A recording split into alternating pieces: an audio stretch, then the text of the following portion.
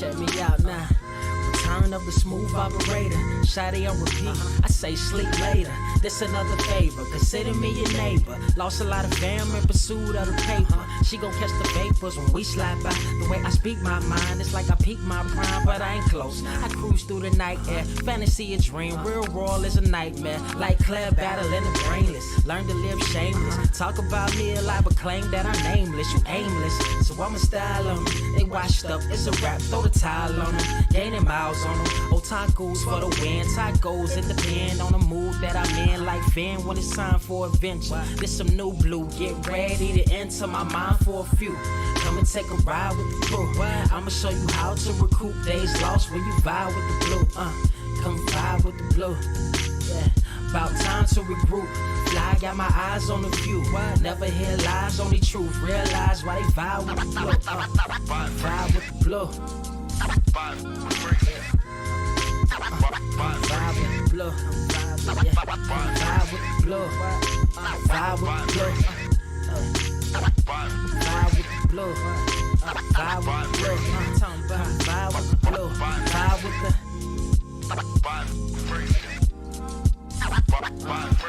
vibe with the sky. Wait, you know the rest. I'm blessed. I see you frontin' like you ain't impressed, but I still get requests. I'm playing Zelda on the GameCube. I quit spamming my music. Don't ever try forcing the links. That's a high rule. The wind waker, Mother Nature on my side too, controlling the elements. Go and check my avatar. I'm arrows ahead. Get the point. Moving forward, the battle scars accumulated over time are reminders of what I went through as a minor, but made me a grinder. The trees broke down for this loose leaf. If life's a game of death, I'm Bruce Lee. Ooh wee. Lose sleep on the regular, trying to get this word out. Then I crash Nebula. Wish I had a very odd parent, maybe two, but it's cool. Everybody pays dues. Now it's time to make moves. Granny didn't raise me to lose. Think I'm in the mood for a cruise. Wanna ride? Come and vibe with the blue. Come vibe with the blue. Come vibe with the blue. Come vibe with the blue. Come vibe with the. Check this out, y'all. I'm back spazzing like the elderly worth of my cousin Beverly. Never swear away from the truth. Just ask Heather, be weather, be tripping, starting to look control like our destiny. Always give you the best of me until the death of me. My weaponry is a paintbrush. Hush, don't tell my secret. They get a hold of it. If you leak it, get it. It's cool. Got you covered though, look. But let me get back to that cool-ish, loose-ish. Why they still lying? They don't do this. Bad at board games, whole world clueless. Selling they soul for Roof Chris.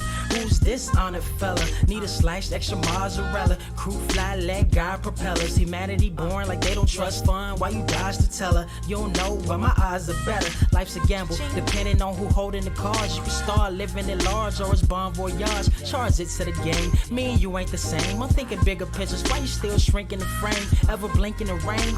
It helps when your eyes dry. Mob with the bright minds. Think you funny, wise guy? Midnight marauder with a new tribe. Tired of the fake. Come and vibe with the blue sky. Come vibe with the blue sky. Why do you try? We get them high. Take them high. What I do? Come vibe with the blue. Yeah. Come vibe with the blue.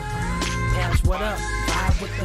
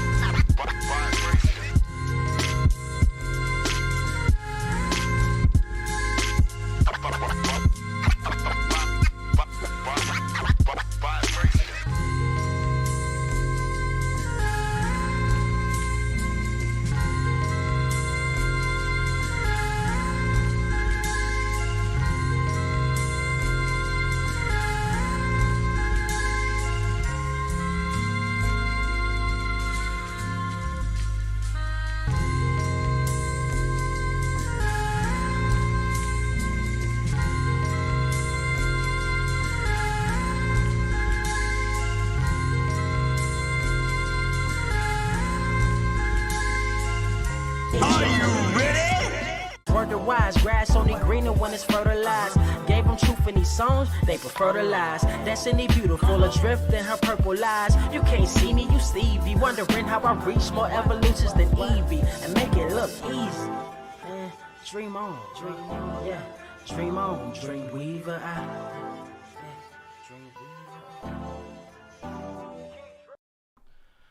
What is up, Earth's mightiest subscribers? It's your boy Ernie, Blerd Without Fear. We got the homie Carter Presents in the building.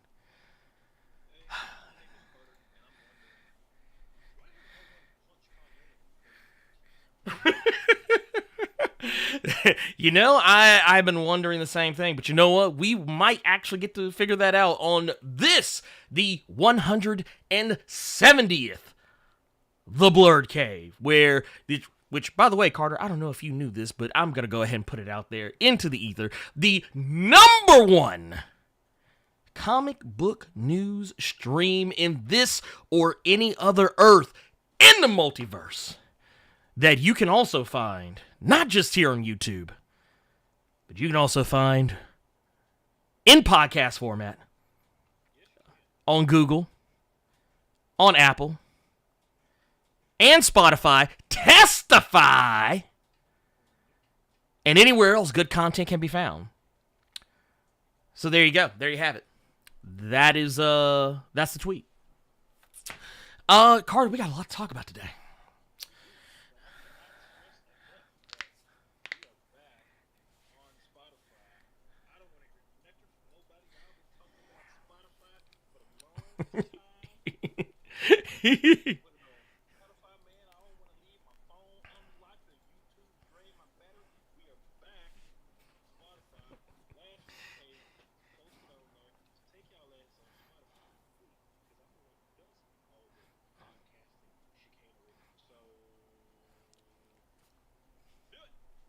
Oh, wait a minute. Hold on. Wait a minute. Yep, you were muted. Never mind. My bad. You were muted this whole time. I'm sorry. He ain't gonna say it again. So I'll just say it for him. Because I heard it. I heard the vitriol. Carter wants y'all to please go to Spotify and check out the podcast. Those of you who have politely asked him for it, and in some cases not so politely asked him for it, because he is the one who handles all that. Yes. I apologize. I don't know why you were muted is the weird part, because that wasn't the one that was supposed to be muted. It was supposed to be the Chrome audio that was muted, but whatever. Anyways, we back, y'all. We back. And let me give you the breakdown for what we got going on here today. Carter, now that you actually can talk, we're gonna be going through our predictions for Disney Plus Day, which will be happening this September the 8th. We're also gonna be giving our predictions for D23, which will be this upcoming September 9th through the 11th. We're also going to have a She-Hulk Episode 3 discussion, which will probably be mostly me, because I think Carter has opted out of this one. Are you still opted out? Yeah, he's still opted out. Okay. We're also going to be talking about the most recent thing that Warner Brothers Discovery has canceled. And we're also going to talk about how a Marvel Comics artist has body-shamed Namor the Submariner. But you know what? Before we get into that, Carter, we have something to give to the people. We have something to make an announcement on. You are muted, actually, this time, legitimately. That's on your side. No, I wasn't. I was just fucking. Oh, you're just fucking. Oh, you're. That's how people in the chat waiting for me to say something. Oh, okay. But yes, Carter, do we or do we not this time? We've been kind of teasing it for the past couple of weeks. We do actually have something to announce, Carter. Do we or do we not? Possibly. Well, you know what? I'm going to go ahead and put it all away. We're all going to put it all away, because guess what? We do actually have things to give away. Yep. We are giving away, and here, I'm going to give myself the one just for a little bit here. We're going to be giving away a whole PlayStation 5. This box actually has a PlayStation in it. It is heavy. It is heavy to hold up, but a whole PS5. This is a Horizon Forbidden West bundle. This is also, if I'm not mistaken, the version of the PlayStation 5, yes it is, that has a disc drive on it as well, even though most people don't really use disc drives anymore. I mostly use mine to play movies on. I'm also going to be giving away and it's going to be kind of hard to see because of the thing, but I'll show an image that'll show everything a little more clearly. We're also be giving away a headset along with this. This is an entire, altogether, I believe this is like a $650, $700 some odd dollar value. So, we're going to be giving away, this is going to be, this is in celebration. This is in celebration of 5 years on YouTube. Yeah, man. 5 years. I've been in the game 5 whole years. So that is what's going down, and you're probably sitting here asking yourself, Blerd, you're showing me this, and that's cool and all, but you ain't told me how I can win it. You didn't tell me the stuff about how I could win it. So here, I'm actually going to do that right now. So here, let's share the screen. Bam! This is the PS5 giveaway. Once again, celebrating 5 years on YouTube. Now, here is the catch. Here's the catch. You must live in the continental United States to be eligible. And what I mean by the continental United States, you might be asking yourself, is the continental United States means you actually have to live on the part of the United States that's actually a part of North America. That means you actually have to be on the same body of land as I am. Okay? Once again, another note. No payment is required to win. And here, I want to show myself again here for a minute because But it is appreciated. I'm not saying I'm accepting bribes. This motherfucker. But I ain't saying that's not gonna hurt your chances. Look. Well, you know what? No, I'm just gonna carry on. Look. So Robo actually, and thank you, Robo Strange actually pointed this out as probably more eloquently than I could do so myself. So here, just for clarifications, here. What he just said: no Alaska, no Hawaii, no Guam, no Puerto Rico. even though technically those are part of the United States, they are not connected to the United States. I think even Alaska is kind of nebulous in there. Like it's a part of North America, but I don't know how that works as far as shipping and shit goes. But yes, exactly. Thank you, Robo. Thank you for that. Let's see here. And I believe Yep, that's it. That is it. But yo, so to get back to the giveaway. To get back to the giveaway though, there are multiple ways to gain entries into this.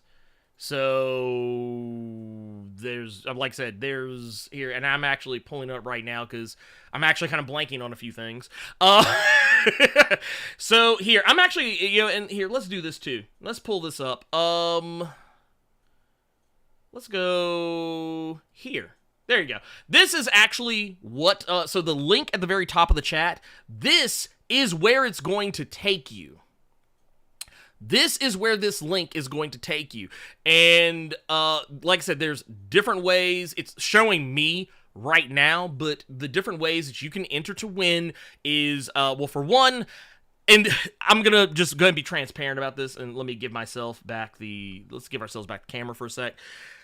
So, the way YouTube has changed its guidelines, I honestly cannot do a contest where, like, the way they used to do, where they'd be like, hey, like, comment, subscribe, blah, blah, blah. You can't really do that anymore. However, I do encourage you, if you have not subscribed to the channel, it would be appreciated if you did. But if you go visit my channel and, in good faith, subscribe, that will give you 3 entries into this contest. If you go to Carter Presents YouTube channel and in good faith, subscribe, that is 2 entries right there. If you go watch one of my recent TikTok videos talking about this contest, that is another 2 entries. If you go follow me on Twitter, that is yet another entry. If you go follow me on Instagram, same. Facebook, same. If you share this giveaway with your friends in what various and sundry ways that you can, which I think these unlock after you've done some of the others, but and then also you can get 10 bonus entries if you complete every single action. If you complete, let's say if you go to my page, go to Carter's page, go to the TikTok, go to the Twitters, Instagram, Facebook, whatever. If you do all of that, that's 10 entries total for you.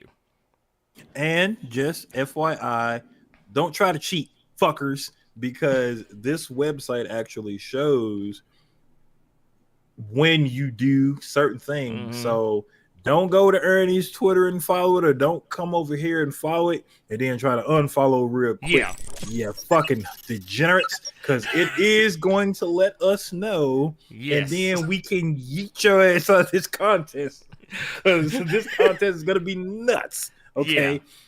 So we will keep track of everything that you all are doing, and just in case you try to pull one over, you vile cretins, we will know about it. Oh, I saw it. Oh, no, I know. No, he said you go follow Young Rip, and us minus 1,000, minus 10,000 points. I mean, hey, we could do that. I'm sure there's a way we can put that together. I know I'm gonna need them likes to come up though. I know that. Yes. This is not a good start to this contest. I'm gonna need the likes up. Yes. Immediately. Yes. I would first off, I just want to say I would appreciate that.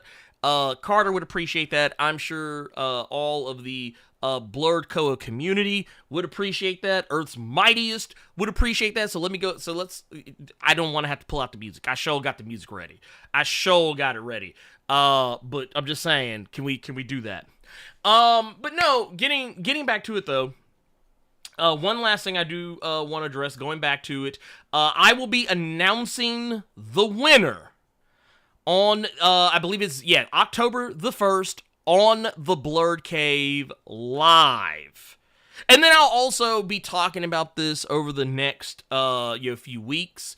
Some of the videos that drop over the next few weeks, you'll probably see me bring it up. There's also the,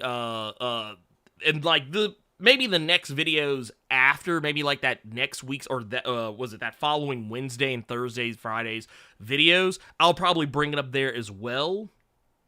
So, like I said, you got plenty of ways to enter, tons of ways to enter, and like I said before, I believe when it comes to the sharing category in the giveaway, I don't think there's a limit on it. So I mean, share every video, share the channel. Like, don't let me be y'all's dirty little secret. Don't be trying to hold me and Carter back like we dirty little secret. Now I will say again, okay, bribes are appreciated, but are not needed. Okay, I'm not saying you might get a couple extra points for a couple extra dollars in your boy's direction. I'm not saying that. That is inhumane. That is egregious. That is preposterous. But it can't hurt your chance. This man. Anyway, this man. Look, y'all, first and foremost, I want to give shout out to the homie SOB Grizzly. Coming through with that Blerd Club Silver. We appreciate you. Also, wow, I just noticed they put up a new thing to denote when it's a new membership versus a recurring. I want to see this for a second. Yep, new Blerd Club. Dude, y'all are just out here, man. I appreciate that. Thank you. And Bilbo the Governor with the 10 months. It actually does not differentiate between the time, though, which I think is funny. But that's a whole other story altogether. We'll get there when we get there. But Bilbo the Governor, hello, Governor, says, good morning. Top of the morning to you. We also got Robo Strange with 17 months, says, this from Muted Carter. We also got Jamal Simmons with the 33 months. Said, what a President Blerd and Vice President Carter. Hey, look, we out here. Look, you just look, already putting respect on our name. Look, y'all may or may not know this, but we are on the 2024 ticket. Okay? We gonna be out here. We trying to make Earth, we trying to make America mighty again, is what we do. I'm not. I just want to be able to walk into places without paying for stuff. Oh, well, there you go. That's all. I mean, that is admirable. I want to be able to point at somebody and just get them maced. You know what I'm saying? I'm a horrible human being. Look, actually, I can't. Look, I already know what's gonna happen. Carter gonna do like that Key and Peele sketch with Obama when he was dapping up all the black folks and just be like, yep. Thank you. Bye. I always used to think like vice president role was just, man, I don't do nothing. And then I watched that movie Vice about Dick Cheney, which was that movie is wild, bro. Well, I mean, especially consider the fact who is playing Dick Cheney. Well, yeah, you got Batman playing Dick Cheney, but if you've never seen that movie, the way they explain how he got as much power as he did, and then proceeded to, in his mind, laugh and bush his face like, bro, you really just said yeah to all that, you sloth. It was hilarious. So yeah, if I'm vice president, I'm not saying that I would accept bribes from sovereign nations, but I wouldn't mind them. Look, you know what I'm saying? First and foremost, I just want to point out here, just for anyone else who is curious. Danger. Just in case, for anybody that was curious, that's Carter's words and Carter's words alone. We also got S.O. Grizzly out here with the $10 super chat. Says, heart attack, still admitted. Doing better. Love you guys. Hulk smash the like button. Hey, yeah, we hope that you are doing better. And like I said, take care of yourself. Look, take it easy. Don't do anything more than you got to. Honestly, if I was you right now, I would have my feet up and be laid back. You feel me? So yeah. First off, let's do this real quick, because let's drop bomb for S.O. Grizzly out here, still out here, killing it. There we go. Mailman said, Carter, that clip will come back to haunt you in 2040. Here's the deal, though. I feel like I was getting peaked in the first 15 minutes. Dude, look. First off, they would have both our black asses out of here for some of the shit that we just said. No. You would be okay. You would be okay. Oh, no. Someone go back and be like, nah, man, because even my wife makes fun of me for this. Someone be like, man, go look back at that Wonder Woman 84 review. He hates women. He says the word bitch a lot. I'm gonna let you go through these super chats because goodness gracious. Yeah. But I feel like you would be safer than I would, because you got the baby, you got the white woman. Me, I'm a whole problem, right? Somebody already said Carter would have a boom room in the White House. For all intents and purposes, I probably would. Yeah, he probably would. I mean, this ain't this is not an incorrect statement or anything. And I would be just so ridiculous with it. Like, in order to get to the boom boom room, I would have the CIA make me one of them Super Mario tunnels so I can jump in it just to get to the shake room. Anyway, Timmy the Cow with the $2 super chat says, just calls. We appreciate you, pimp. We appreciate you. Eric Morgan out of the $5 super chat says Carter got put in the hole before the show even started. So that's got to be a new record. Y'all enjoy the weekend. It's going to be 105 in Southern California today. That's why I'm staying in the house. Yeah, no, don't y'all take y'all asses outside. Don't you do it. Don't you do it. Also, Eric Morgan, thank you for that Blerd Club. I got the fan on deck in my face. Bro, I ain't even mad at you. I'm not even mad at you. It's going to get plugged up after the show is done. I believe it. We also got the homie. And first off, we also got the homie, and what I'm gonna just start calling this man the treasurer of the Blerd Cave. Also, and also a proud proud sponsor of this entire deal that we're doing with this giveaway. So if any one of y'all win this, y'all need to go personally hit up Jonathan Moda and thank him. Cause Jonathan Moda actually helped make a lot of pretty much all of this with this giveaway possible. But Jonathan Moda with the $100 says, whoop! Respect all around. Congratulations on the 5 years. Good luck, everyone. Get those entries in. And most importantly, that's my own little, I'm adding that in there myself because yeah, I want to make sure the emphasis is felt on this. But get them likes up. God damn it. Motherfuckers. Thank you. Also, we got Gokon Sure His Baby's Father with the $5, says the king back. Says, how y'all doing? What's up with the dudes? Getting they thongs in a bunch. Never seen strong woman twerking. And we go, and trust me, this is gonna come up here. Just a little bit, please. Trust.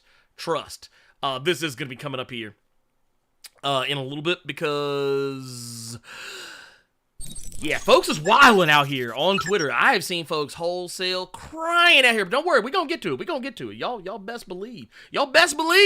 We're gonna get to it. Let's see. We also got Nick D with the $25. Says, been knocked out with the Rona. Felt like absolute shiz the last 4 days and have been really bummed out. Just want to show y'all some love. Man, dude, first off, we appreciate you. And not only that, I hope that you are successfully recovering from the Rona. I have had that shit, I think, 2 or 3 times by this point. I think, well, and I want to preface, actually, I probably should preface what I was about to say by saying that back before the actual pandemic started, like back, what was it, March of 2020, my family and I, we went on a cruise I believe it was in January, and this was about roughly right around the time all the COVID stuff was actually starting, but no one knew what it was. Like, you heard rumors and shit, but, like, we came back from the cruise, and all of us had pretty much kind of the same symptoms we all got later when COVID was actually out there. And I remember my daughter got sick first, and we kept taking her to the doctor. The doctor was like, we don't know what the fuck is going on. We don't understand what this is. Like, she doesn't have this. She doesn't have that. All we can tell you to do is just try and, keep her comfortable, blah, blah, blah, blah, blah. And honestly, we were really scared. But, like, she pulled through it, and then, we all got sick too. But like I said, this was in the early goings of COVID when no one really knew what exactly was up. Like, I'm talking, like, early 2020, like, before you started hearing anything about talk of a pandemic even, like, or a lockdown even starting. So from there up until now, and, like, I think the 2 times since then, I have been vaccinated, but yeah, it's rough. Even vaccinated, I don't like being sick with that shit. But yeah, once again, dude, like I said, sending out good vibes, prayers, all that good shit. And yeah, man, just like we told SO, man, put your feet up and just kick back, chill, Man, don't do anything more than you got to. And like I said, man, just like I said, we got you. We got you. Let's see here. We got another one here. We got yet another one here. Go Constru's baby father coming in hot yet again. Says not even pushing DC EU into the Lazarus pit can save them at this point. Look, could you imagine if they actually did have a Lazarus pit? They pushed the DC EU in it. That motherfucker come out like Ra's al Ghul. Look, just be mad and angry. Be trying to kill everybody. We also got Ryan Allison with the 15 months. Says good morning, brothers. We appreciate you. Oh man, we also got Rajah Harris coming through with the 99. Look, I just want to point out this man's didn't hit us for max damage in Final Fantasy. Shameful. But we appreciate it. We took that L. What was it? What was it? Sephiroth's move called in Final Fantasy? Was it the solar flare or some shit like that, or whatever the fuck it was? I never got to that point. I always got to that second phase when he turned me and my team either to stone or fucking frogs, and I rage quit that game and never touched it since. Well, no, that was the move. That was the move. That's the move in question. But no, I don't remember the name. Oh, Supernova. That's what it was called, Supernova. But yeah, Rajah Harris his with Supernova, because right now I am spinning around in a circle, looking like a goddamn frog. But no, thank you for that. Says I'm with Carter. Unhand me, Methany. Y'all ain't shit. Y'all ain't shit. Just want to put that out there. We also got Damaris Love out here with the $4.99. Says come to South Carolina, it's humid hot. Ooh. No. See, that's how Memphis be, though. See, no, I don't want none of that. That's how Memphis be. I don't want none of that. We also got Gunmetal Sage here with $2. Says Blurcoa, can y'all send some prayers to Jacktown, Mississippi? Yes. For those, and I just want to point out, I actually have family in Jackson, Mississippi. So do I. Yeah. So, for those who do not know, what Gunmetal Sage is actually referring to is the current water crisis in Jackson, Mississippi. That is honestly largely affecting poor black and brown communities more than anybody else. I mean, not saying that everybody else isn't suffering down there too, but it's hitting poor, low income neighborhoods and people in that area, because this is, I mean, yes, a natural disaster technically, I won't say I guess it wasn't technically a natural disaster. Basically, water levels rose. It fucked up the water pipes and everything. But the thing is, this is something that's actually been persisting for quite some time. I don't want to get political about this because this is not a political show, but I will say that this could have easily been avoided if the people in power in Jackson, Mississippi's local government would not be taking bribes and sitting on their hands and actually taking care of their constituents. That's as political as I'm going to get about that. But I do want to say, yes, we do need to be kind of sending our thoughts, our prayers, which is kind of a silly thing for me to say because I am not a fan of that. And though I say it a lot, but we do need to be sending good energy and praying for the people in Jackson, Mississippi, because right now they're on water advisory. Like they literally, the water is not safe to drink. It's not safe to bathe in. It has to be boiled. They're out of bottled water down there. Yeah. So if you have family, my sister was telling me that, my sister was telling me that her and her husband, they were actually having to go out and buy water, and she's actually a teacher down there, and a lot of the schools down there are completely just shut down. Mm-hmm. She's having to work from home. They are cutting people's water lines.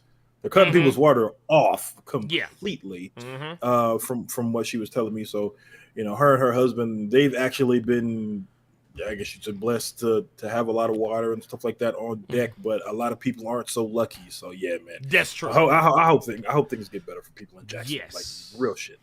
Yeah, like I said, it's serious business. Like I said, this is I'm for real about this. This isn't me grandstand. This isn't Carter grandstand. This is real. Like this is honestly on some what was it? Flint, Michigan. This is kind of on some Flint, Michigan bullshit. Yeah. So yeah, it's for real. It's for real.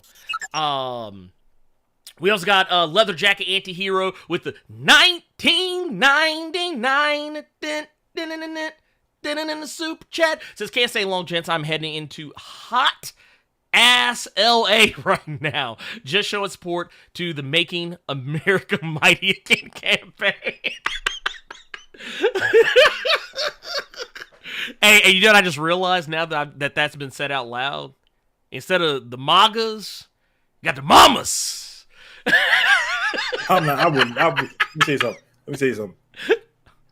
I would never wear that merch. Now, vote for me. Yeah, vote for me. But I Don't would never wear that merch. Like, oh man, why ain't you wearing the mama shirts and the mama hats? Nah, we don't do that here. We don't. We hit it with the child. We don't do that here. We appreciate you, Pip. We also got John Battle with the 17 months. Says, I didn't wear gold, but I need the cave to shine with the booster gold. Thank you for giving me a space to chill. Hey, you are welcome, and we appreciate you. We want to thank you for chilling with us. We also got the homie Chase Danger with the $5. Says, congrats on 5 years, and anyone mad at She-Hulk twerking, get off my lawn. As an old school She-Hulk reader, I've been delighted. Tatiana is perfect. You goddamn right she is. Goddamn right she is. Tatiana Maslany is better than we all deserve. And also, might I remind you, go check out the Art by Quinn website, please and thank you. Carter, would you mind sharing the link in the chat, please and thank you? Sure, sir. As you are currently wearing the shirt, I figured it, word? What shirt? You talking about this shirt out of Filter shirt? Is this what you referring to, sir? Is that what you're talking about? Look, he's like, what, this old thing?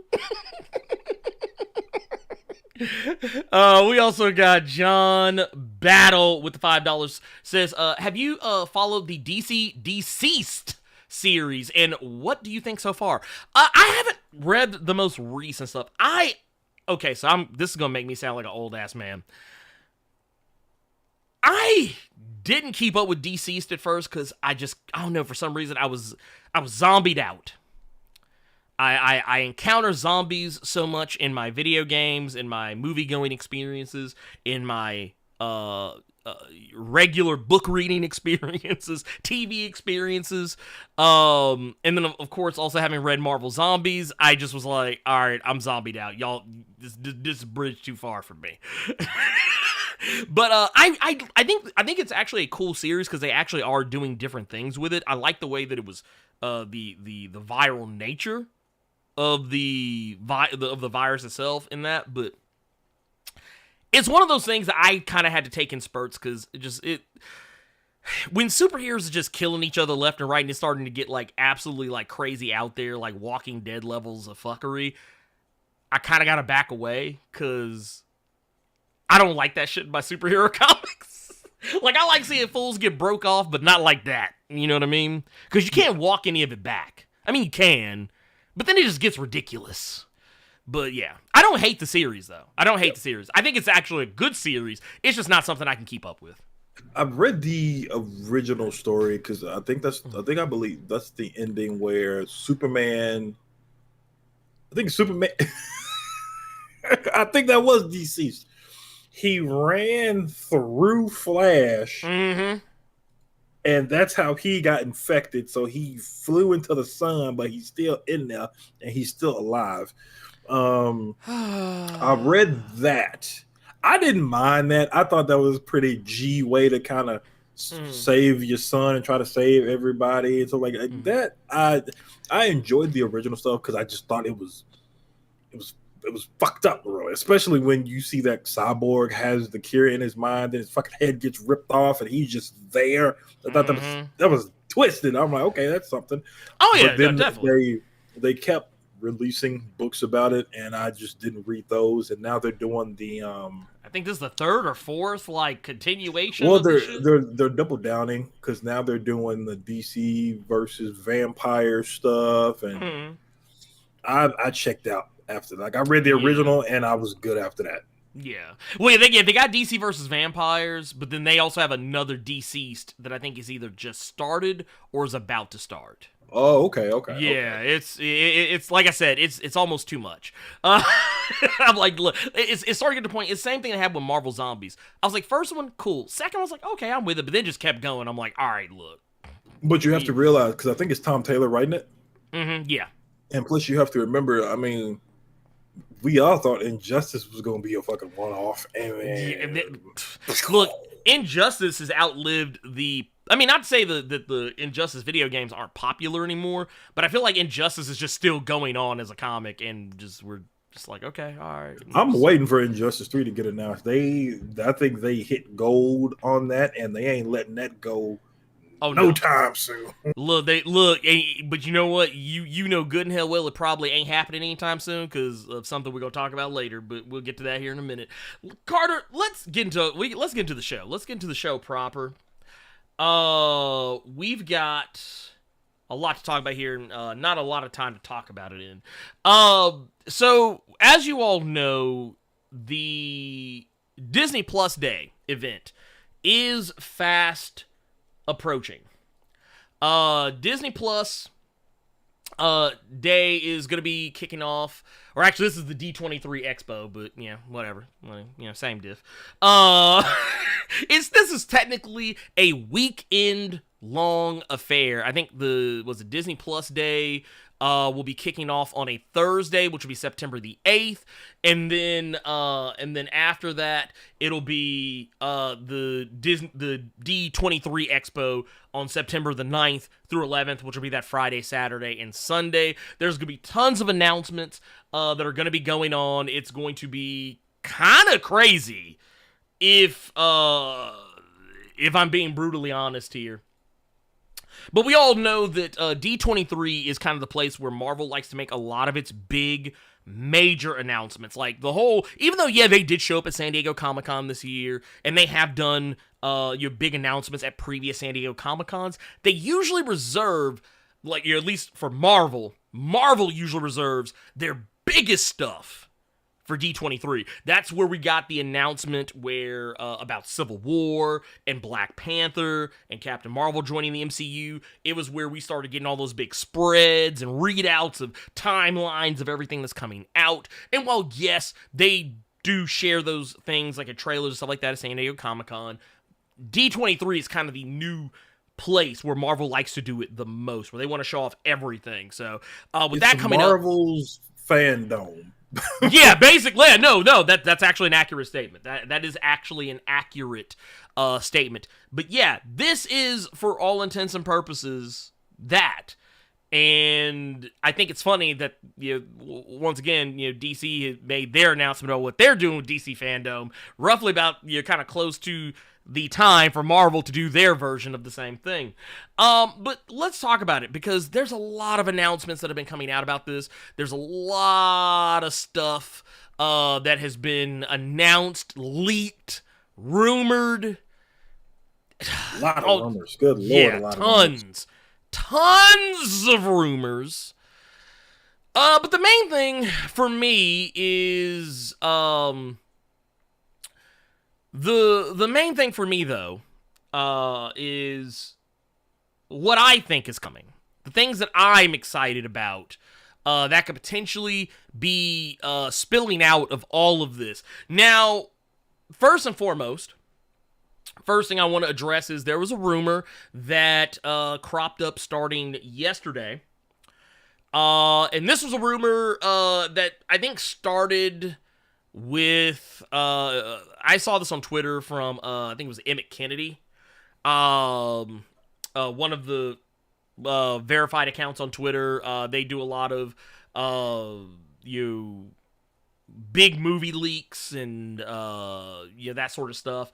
They put out a post saying that they have been reliably informed. Reliably informed, Carter. That it made me laugh when I read that. It wasn't fuck. I have information about so and so. No, I was reliably informed. Let me say this in a way that will probably get this show demonetized. Oh God, let me get it ready. Okay. Reliably informed is a very pretty way of saying a nigga done told me something. Danger, danger, danger. Oh my God! Am I lying? You ain't lying. You really ain't lying, but I'm trying not to use that word. But reliably informed, a nigga done told me something. That's what that means. yeah. That's what that means. Look, rumor has it. But no, basically what happened, what Carter's referring to is, and once again, this is this right here is the tweet in question. But basically, the tweet shows this is, I'm reliably informed the Marvel Studios assigned epic talent for Phase 5, namely the likes of John Boyega, Henry Cavill, was it Jodie Comer or Comer? Yeah, Comer. She's Comer? from something Killing Eve.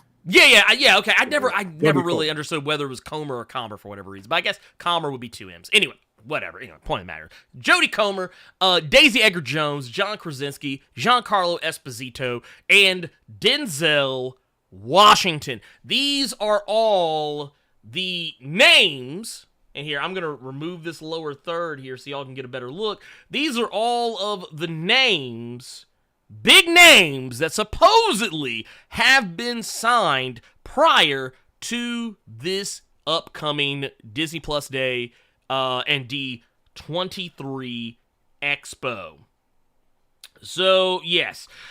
Now, I kind of did my own little retweet on this, and it was mostly taking the piss out of the whole thing, but at the same time, I actually do think some things could actually come out of this. Now, I think John Boyega, personally, I think that might be bullshit.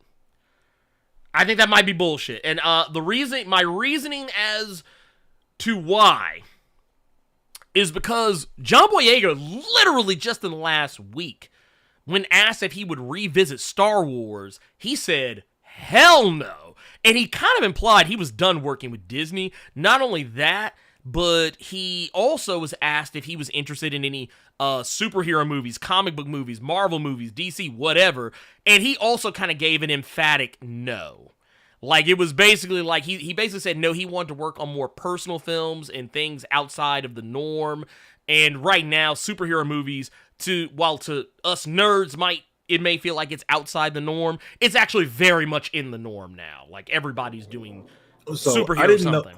I didn't know that. I knew that when it pertained to Star Wars, it was an absolute knob, fam. I'm good. Yeah. I just kind of read between the lines just because and this is all me. He could not have meant this in any form, but when he said no to Star Wars, I kind of pushed Marvel in there as well, just because if you're saying no to Star Wars, which is a huge commitment because of the lore and the canon and all those fans. Also, yeah, the good experience. and bad. Yeah, the experience. The experience he had with Star Wars was miserable.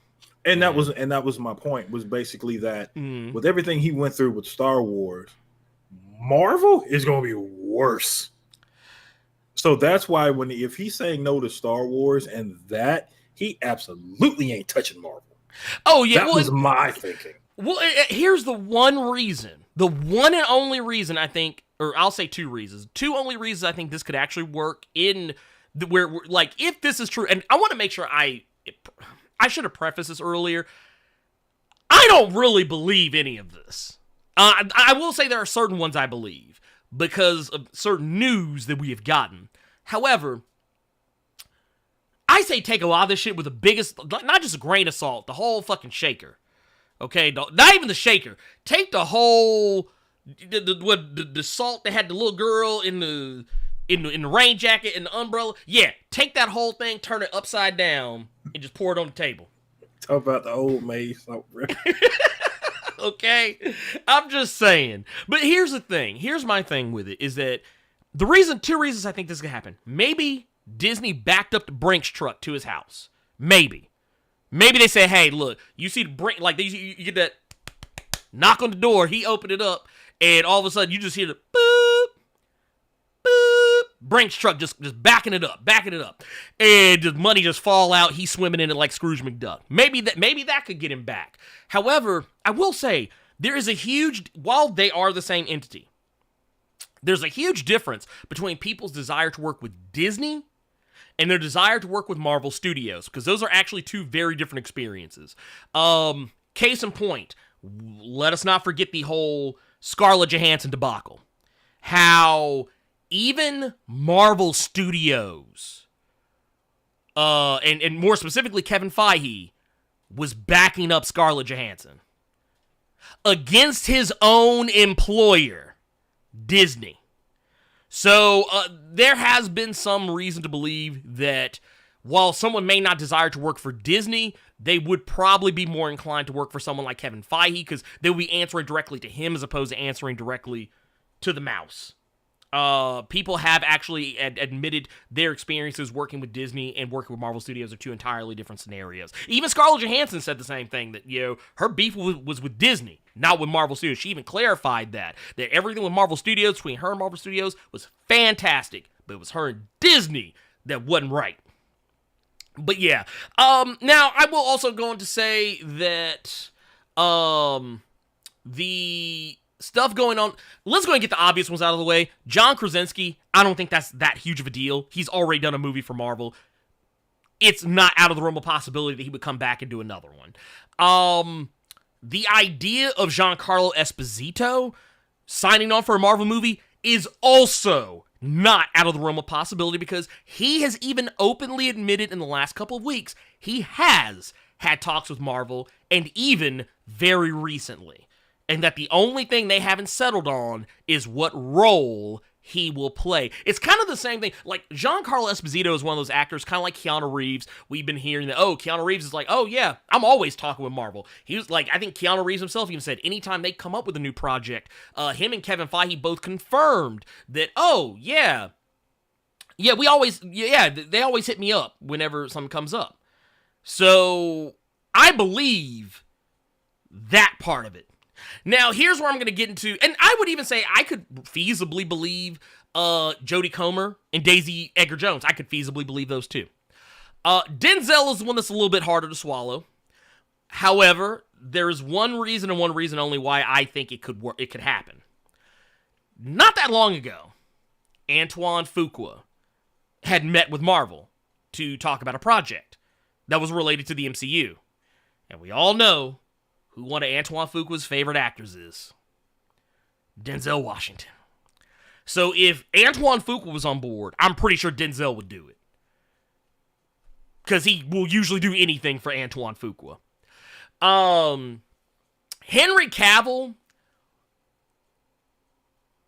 I'm not saying that it's happening, but I wouldn't be shocked if it did, because he's not talking to DC. He's not talking to Warner Brothers. He has kind of, it's been implied that he has expressed interest, or disinterest, in returning to Superman. He might want to come back, but Henry Cavill seems more content to build PCs, if I'm being brutally honest. Henry Cavill seems, would you agree, Carter? Would you agree, I think Henry Cavill just wants to back someone that has a little bit more structure to the things that they're doing. Yes. You thought the Snyder stuff was structured. It was going to be a constant, consistent thing. And then that went in the toilet. Then who knows what DC is doing at this point? I think Jason Momoa was more so, he knew his stuff was getting done. So let me just, If this is it, let me just get this last bag. Let me get this check. Let me get this last bag. Just like with Margot Robbie, if they do another Harley movie, if they do another Harley anything, I think she knows she's good. It's just I think she's in the Jason Momoa boat of, I don't know what they doing, but I know that my stuff is gold right now, so let me get my bag. And if they unfortunately go the route of not doing anything else with Harley, you still got the animated series. So, and it's crazy considering that your Superman stuff is all over the place, but your Aquaman and your Wonder Woman stuff like that is the constant thing. Yeah. And as far as we know right now, there are no problems with John Cena and Peacemaker. That seems like that's going to be another definite thing. So I think with Henry Cavill, he just wants something that he knows is going to be structured in a way where I don't have to worry about it. I can come to work and there's no issues. With Marvel, he could get that. Yeah, he could. But But look, until Marvel call him, you know what he gonna be doing? What's that? He gonna be doing this. playing Barry White in the background while he building PCs. That's what he gonna be doing. I was gonna say he gonna be protecting that little girl in The Witcher. I think that's the only concept that brother knows right now. Witcher. I will say I actually gave my take on who I thought each person could potentially play on Twitter. Once again, I was just kind of throwing some shit out there, but as far as who I think could play who, I pretty much said that John Boyega, I could easily see him playing somebody like, maybe they would get him to come in and play, because Brother Voodoo is something that's been on the table for quite some time.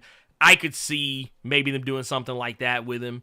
I could see Jodie Comer as if because we got Fantastic Four, which I think is actually right around the corner as far as casting news. I could easily see her potentially getting cast as either a character like Moonstone because of Thunderbolts. I could see her getting cast as Sue Storm or Sue Richards, Invisible Woman, whatever, if that were the case. John Krasinski, I kind of feel like if they're bringing him back, even though there are rumors as to I new don't Fantastic even want Four, to talk about the rumors when it pertains to Reed because of that dude from You, which I think is awful casting. Yeah, I'm not a fan of that either. Yeah, first off, let's be real. I'm not a fan of it either, so I'm right there with you. I can't see it. I mean, I'm not. If they went that way, I would go see it still, and I would reserve my judgment till then. But for right now, it's just not casting that I just see it. But once again, John Krasinski, if they brought him back, it might very likely be as Reed Richards. It wouldn't shock me. As for Daisy Edgar Jones, once again with Thunderbolts being in mind, I can see her playing Songbird, aka Screaming Mimi, if they decided to go that direction, maybe, or maybe she could be playing somebody else if she's in the MCU. As far as Denzel Washington goes, I mean, I know a lot of people say he's too old for it, but honestly, we got to remember Blue Marvel existed he was a grown-ass man even during the Vietnam War. He is a good and grown old-ass brother, and it's not like they ain't de-aging motherfuckers out here. I love that. I can see him as Blue Marvel. I love that when people saw Denzel Washington, they were all like, yeah, this is fake. This is phony. And to his credit, because even I didn't think about this. Yeah. Rob, Comics Explained, tweets out Blue Marvel, and I said, "Oh shit." Okay. Yeah. And then that was the first place my mind went. And then we got a $5 super chat from Ed Boy in the Cut right now that says a Blue Marvel movie where John Boyega plays Adam in the 60s. Okay. And Denzel is current Adam with the wingtips. I can totally see this being directed by Antoine Fuqua. That would actually be some G shit. Oh, yeah. No, 100%. Because honestly, I think John Boyega would look silly with the wingtips. Yeah. No matter how good they did him, he would look silly with it. So yeah, if you put that shit on Denzel, it would make a lot of sense. So yeah, actually, what Ed Boyd the Cut saying is yeah. You don't even have to have him be Adam in the 60s. He could be the son. That is true. Oh yeah, because I'm about to say he has 2 whole sons, and a daughter. To be the son that got trapped. Yeah. I didn't even. But yeah, when Rob put Blue Marvel, wait a minute. Oh yeah, no, same. Like I said, first thing I think of. That's the first place my mind goes. I didn't think of that just because. Well, when I read it originally, I said, nah, that don't make sense. That don't track. Just because. Yeah. And maybe this is a bad place that my mind went to, but I was just, you got to be fit though. Josh, Denzel Washington ain't fit. Every movie that brother has come out with, he got the dad bod. He's just wearing a lot of heavy clothes because that brother ain't trying to. He ain't trying no boiled chicken breast and broccoli for 6 months. He is not trying to get cut like all the others. That's where my mind went. So I'm like, oh no. But the thing is, for the right amount of money, I bet he would. Or just put him in a suit. Yeah. Anthony Starr ain't just ripped like Homeland. That's just that suit big time. So I was able to kind of give my own arguments back to me, which makes me sound insane. But I was able to argue with myself about it, and some of that actually does. Yeah, that would be cool if it did. Look at was it Kumail Nanjiani in Eternals? Oh wow, yeah, that dude got jacked, and he's not known for being jacked. And the messed up part was he never took his shirt off. He never took his shirt off in that movie, not one time. He didn't have that hefty. No. Denzel would have to go back to Antoine. He got to go back to Alonzo. He had to go back to Training Day body. I was gonna say he had to go back to Ricochet. He got to go back to Ricochet.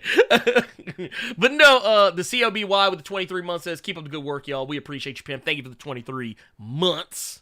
We also got extra with the 1999 in the super chat. Says, what up, though, Blerd Koa? Coming through late to show some love. Cavill playing Hyperion would be good. Would be a good FU to DC. Would love to see him in Thor versus the Beyonders battle. I think that'll be glorious. Also, I want to put, and I'm glad you brought that up because I want to bring up something as well. Let's go back to it. So I want to get back to my reasonings behind some of the things that, because that's 2 people we haven't talked about is Henry Cavill, Giancarlo Esposito. Here's my thing. Henry Cavill, I could easily see him as either the Sentry or Hyperion. But I also could see, because some other rumors have suggested, because, Marvel's been wanting to get a Captain Britain movie going for quite some time. I could see him as Captain Britain. But here's another one I could see him as. I could see that motherfucker as the Beyonder. For those who have not been keeping up, the Beyonder just recently reappeared in the current Defenders by Al Ewing. And the reason why I'm saying this is, and once again, I'm not saying that, I'm not saying the comic is any indicator of what's actually going to happen, but I saw this shit and was like, oh, yeah, I can see that motherfucker as the Beyonder with chest hairs out. Especially considering they're doing Secret Wars. Now, granted, it's not going to be Secret Wars like Jonathan Hickman Secret Wars, but it's probably going to be a mix of the Marvel superheroes Secret Wars with a taste, a little bit of Marvel Super Secret Wars, a little bit of the Jonathan Hickman's Secret Wars. I could see that. I could actually see that. But the other one I want to get to is Giancarlo Esposito. I could actually see him taking on multiple roles. A lot of people threw out Magneto, Professor X. That's cool. But I'm gonna tell you one that people aren't talking about. Y'all ain't getting that one. I mean, don't get me wrong. The more I've thought about the whole a black person playing Magneto deal, I'm actually more okay with it when you think about the idea there is such a thing as black Jews. And there were black Jews even going back as far as the Holocaust. They were very few and far between, but they did exist. However, here's a role I think a lot of y'all aren't really putting enough respect on. An idea that I feel a lot of y'all aren't putting enough respect on. And I know, look, I'm just asking y'all to bear with me. Bear with me, y'all. But what if Giancarlo Esposito was this motherfucker? Somehow I knew it. Somehow I knew it. Somehow What if? I knew What it. if? What if? What if? What if? I mean, I'm just saying, what if? Because I'm just going to put this out here, but Giancarlo Esposito could do it. If that was your Norman Osborn. Bruh. I'm not going to lie. If they actually had the temerity, the unmitigated gall, the balls to pull a move like that, I'm not gonna lie, I'd co-sign it.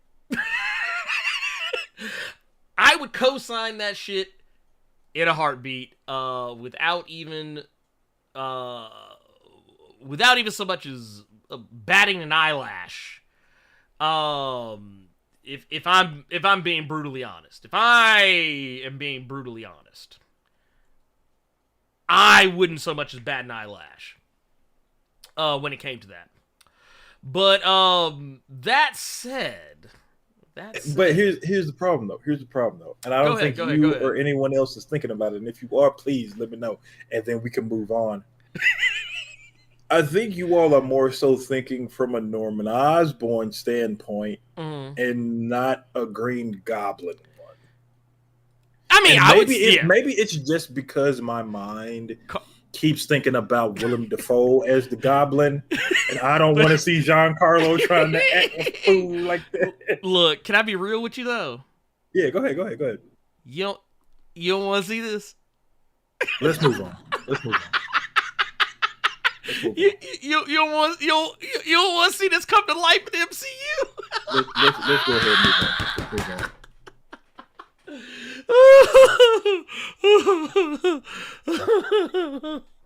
Oh God, that about killed me. Anyway, thank you Extra for the 25 months. Says on the chorus, peace and blessings, Blerd Co. We appreciate you, pimp. Also, BS Filter with a $5 super chat says, LOL, I'm down with John Boyega as long as he ain't sweating and chasing random white girls. Man, look.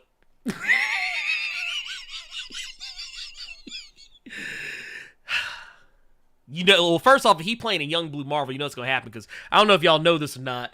Now, I don't know if y'all know this, but Blue Marvel's wife is a whole-ass white woman. Oh, goddamn. She is dead now, but yes, she was a whole white woman. Okay, you're talking about the character. Okay. Blue Marvel. Okay. Yeah, Blue Marvel. Yeah. I'm talking about Blue Marvel. No, I thought you were talking about who you were having, or your headcanon of portraying that character. No. I mean, that's a matter of public record. His wife is white. She is dead too. Also a matter of public record. She was fridged. What about Spectrum around here? I mean, I wouldn't be against that either. Stop. He said she was fridged. She was. She got killed. That's what they call it. That's what they call when people get killed for no good goddamn reason. They get fridged. What? She in the icebox right now. What? What? I don't know what's worse. That you said that, because I'm just like, or that my mind, for a split second, I heard she was fridged, and I thought about this poor white woman just being frozen in carbonite. I don't know. Bro, this her right now. Okay, she in the fridge. She in the icebox right now. This her. This her right now. I ain't lied or nothing. Shit. Let's move on. Okay, yeah, let's move on. Okay, let's get to the rest. Okay, so this whole thing was supposed to be talking about predictions. Those are just my predictions for that. Here's the other thing. As far as the Disney Plus Day thing, I'm just going to say it right now. Y'all are going to get something that I personally think is going to be very special. I think that we are going to get that X-Men trailer. Now, I want to preface, because I already know some of y'all are probably already, like, running, clickety-clacking and, of the keyboards. I'm right here. Oh, I knew you were. But see, that's not the X-Men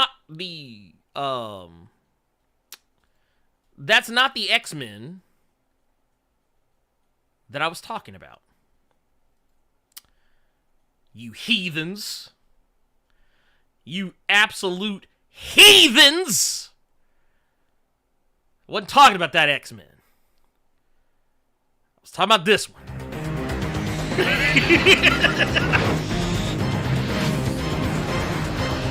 Alright, that's all y'all get, because I don't want to get sued. Anyway, I think we're actually gonna get the trailer for X-Men 97. I think X-Men 97 is a very realistic possibility. As far as like things we could potentially get. I think X-Men 97 is a very, very, very, very, very real possibility, because for one, we already have seen that they are working on animation for it. They're actually pretty far along in it. They've actually been working on it for quite some time. They've already, as very recently, they've been adding voice acting to it. So they very likely have something to show. And this is Disney Plus Day. This is probably one of the biggest things coming to Disney Plus in terms of Marvel content. So this isn't really that much of a... Really, this isn't even so much a prediction as it's very likely it's a straight up fact that it's going to be coming. I don't want to double down on that, but just saying it's honestly way more likely than it is not. And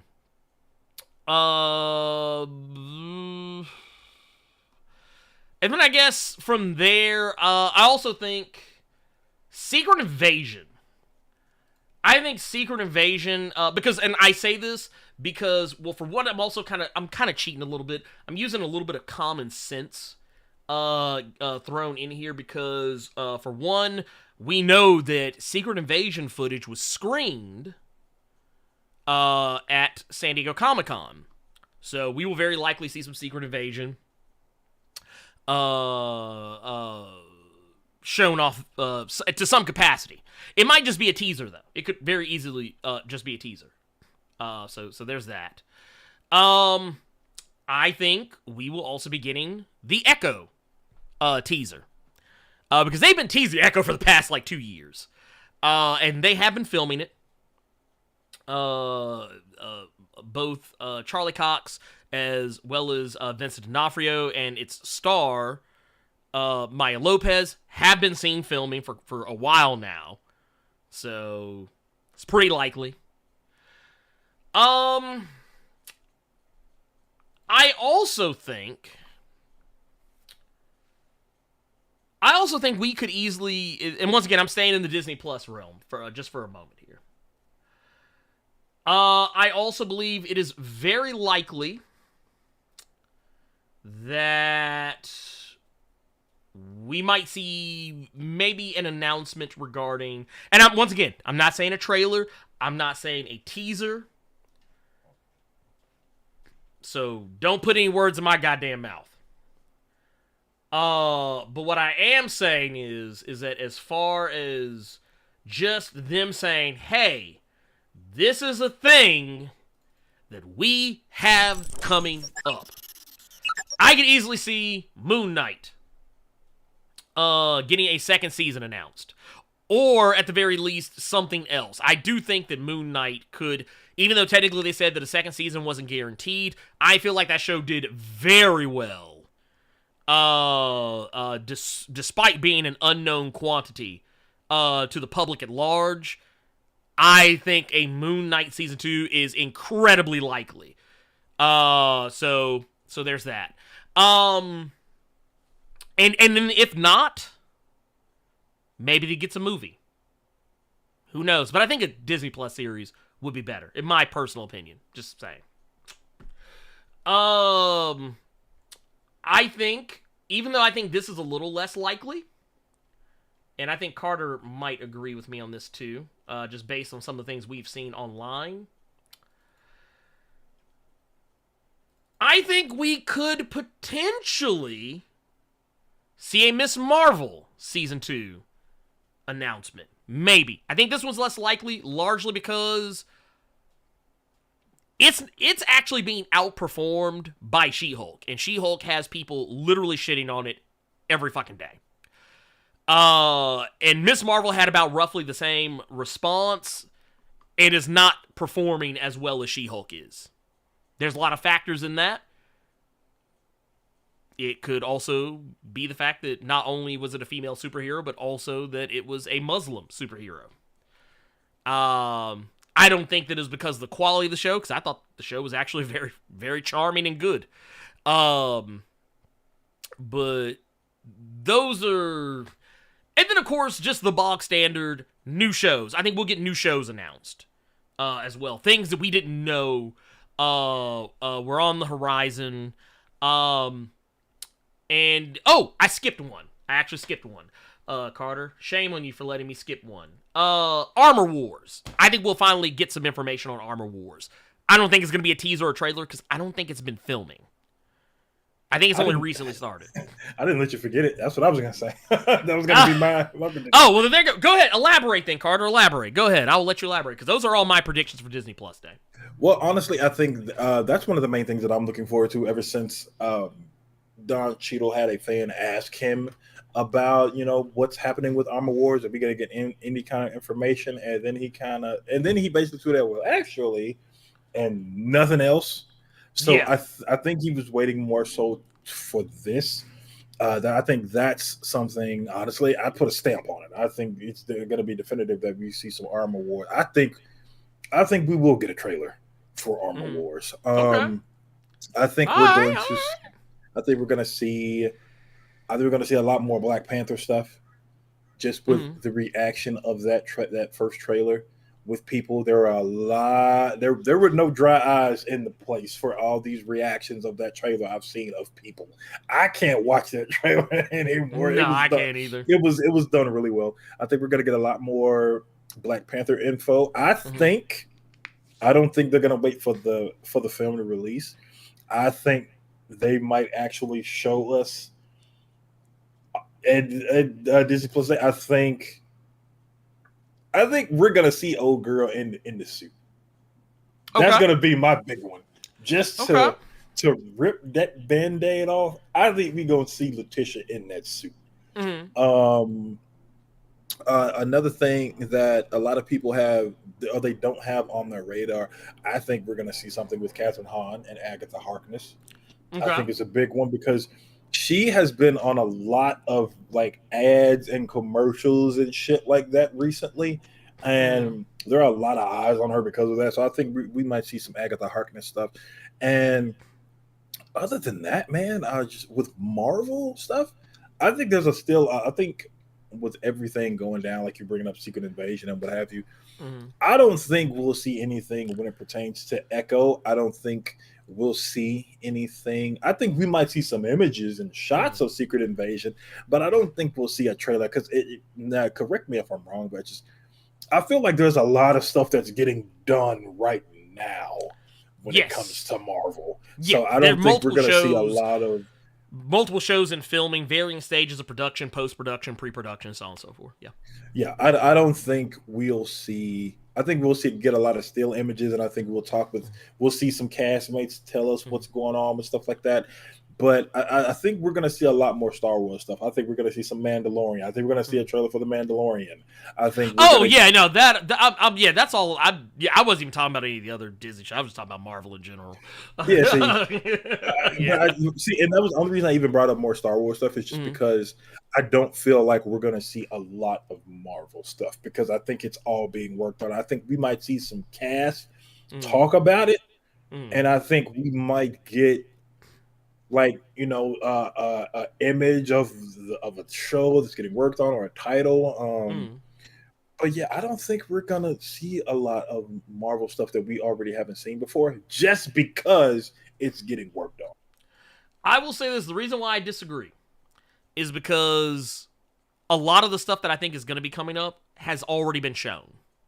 We just didn't see it. Because Secret Invasion had a whole trailer at San Diego Comic-Con. They just didn't release it. Yeah, they didn't release it. I knew about Guardians. I didn't hear anything about Guardians. Yeah, Guardians and Ant-Man and the Wasp, Quantumania had trailers. None of it was shown to the general public. But yeah, I guess was, if you want to look at somebody's nasty cell phone footage, angle like this here, Yeah, look, doing it. Doing that shit. Y'all talking to the motherfucker who took pictures of the Illuminati at the movies, and I know for a fact I could have done better than whoever did that at Comic-Con. Oh yeah, no, it was ugly. Like hell, folks didn't even get the timelines photographed correctly. But no, I will say I do think we will see Ant-Man and the Wasp, Quantumania. I think we will see the footage that everyone else saw. Footage that actually showed Kang and him talking in his Kang form and with his Kang voice. I think we'll also maybe get a tease of MODOK, because people have said that because MODOK is in that movie. I think we'll maybe get a look at that. I think this what I'm talking about now is more D23 shit, not Disney Plus Day shit. I also believe that we will get a cast announcement for Thunderbolts. I think a casting announcement for Thunderbolts is likely. Off. Now I want to be real. I'm not saying. Actually, here, let me pull that back up. I'm not saying that this is going to be the cast. I'm not saying that. Of course. Yeah. I'm not saying it's going to be the cast, but I think a lot of these people are likely. I think Abomination, incredibly likely. I think Cataract Vision, very likely.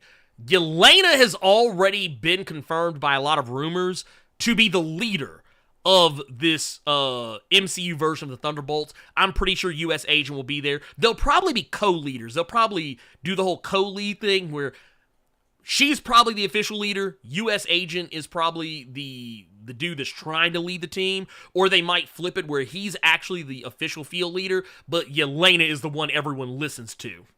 I think Zemo could also very well likely be in this. And while we don't know what's going on with the character of Ghost, I wouldn't be surprised if Ghost was involved in this. I don't think we'll see Red Hulk, even though technically Red Hulk was confirmed for She-Hulk, the TV show. So, or at least the idea of Red Hulk. We've talked about it before. We've actually talked about it before, but I think people just forgot about it. I don't think it's going to be Red Hulk the way people think, though. I don't think it's going to be Red Hulk the way people think. The twerking then just wiped everything away. Look, everything had been deleted because of the twerking. But no, I think that those are all very strong possibilities. I also think we will get, because once again, just like with Secret Invasion and Ant-Man and the Wasp, Quantumania, we didn't get the Guardians of the Galaxy trailer either. And the Guardians of the Galaxy deal, a lot of with Volume 3, the reason why it wasn't released, James Gunn confirmed this, is that because the CGI in the trailer they showed at San Diego Comic-Con was not finished. It was not finished, and what they showed was very, just rough early footage. There was CGI, it just wasn't fully completed. So the same, and I think James Gunn being very cognizant of how people have been shitting on She-Hulk, because, once again, when you see these trailers, you're not seeing the finished CGI a lot of the time. 99.9% of the time, even when the movie's actually out, you're not seeing the finished CG. You're seeing the early rough cut stuff. But, and what's sad about that is that the CG in She-Hulk is actually not bad. It's actually pretty good. And even the stuff that people said was bad, actually, if you actually watch the actual show, it's not the same. I mean, yeah, there are instances where the CG looks kind of weird, but that's CG in everything. Go back and watch Avengers Endgame, or the first Avengers even. Hulk looks weird in those too sometimes. But that's neither here nor there. I'm not a CGI artist, so I'm not going to offer my opinion on CG in any grand detail, because much like the people who have been bitching about the CG, y'all don't know shit about CG either, so shut the fuck up. I would love to see y'all open up Maya and start trying to do some CG right now. You would probably pull your hair up. What else was there I wanted to say? I think the Fantastic Four cast will be announced. I think we actually, at D23, I think Fantastic Four cast will be announced. At least someone in the movie. We already know we have a director. So it's not that far out of the realm of possibility that a cast has been put together. I also think we're going to finally get some word on what is the plan for mutants. I think we're going to get some word on that. I am not expecting any Secret Wars news. I'm not expecting any Kang Dynasty news.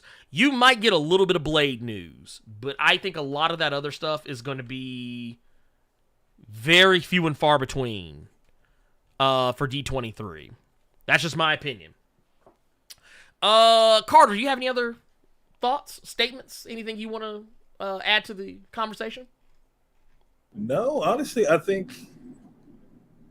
Honestly, I'm in agreement with you. I think we're going to see a lot of stuff that we didn't see at San Diego Comic-Con that they didn't want the general public to see, but people still tried to show it to the general public. But other than that, brother, no. I think we know what we're seeing. I don't think we're going to be, and this is not, I don't mean this to be taken negatively, but I don't think we're really going to be wowed and amazed. No, I don't think so either. I think it's going to be just a lot of confirmations and just some pictures here and there, which is great because now we actually can put faces to names in a sense. But I don't see anything that's just going to make us fall out of our chairs. And something you don't really need that. No, God no. I mean, look, here's the thing. Let's first and foremost, before we move on to the next thing, this is Jay Keno here with $10 super chat, says my early bribe money. There you go, Carter.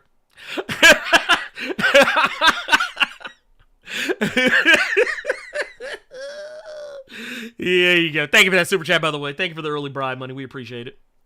Also, I feel like I should have said this at the beginning. I think this is the one thing I wanted to say earlier. We were talking about the giveaway, and I feel it should be said now.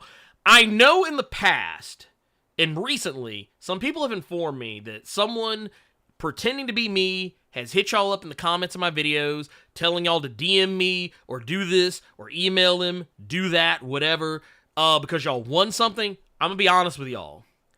I would never tell y'all if y'all won something that way. This contest is 100% legitimate. This is the first contest I've done in a long time.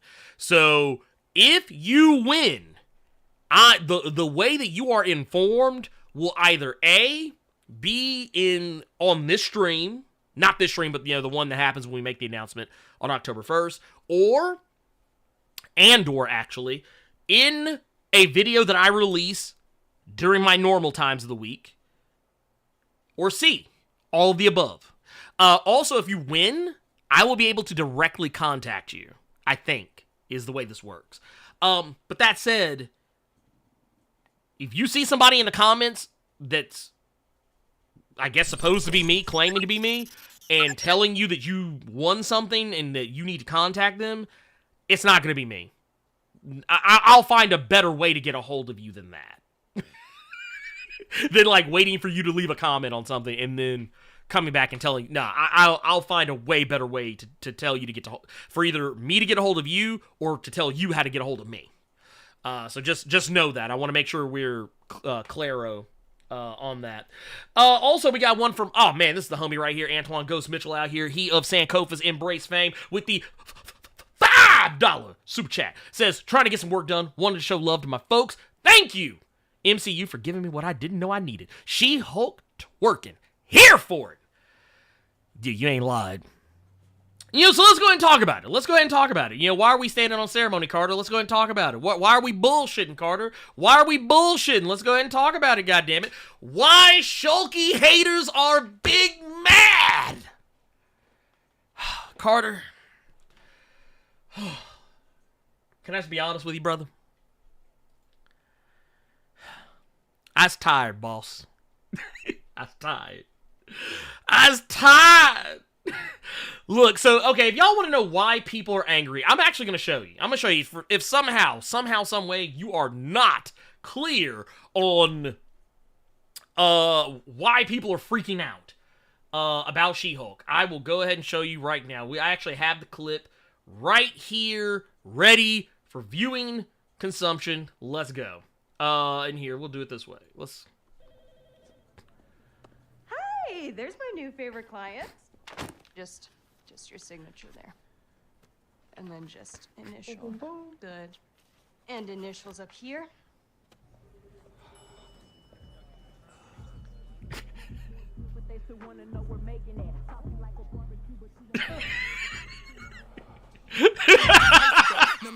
Eat it up. Go play okay, 3, 2, 1. You know I'm the hottest. You ain't never gotta heat me up. Oh, you are way more fun than my last lawyer.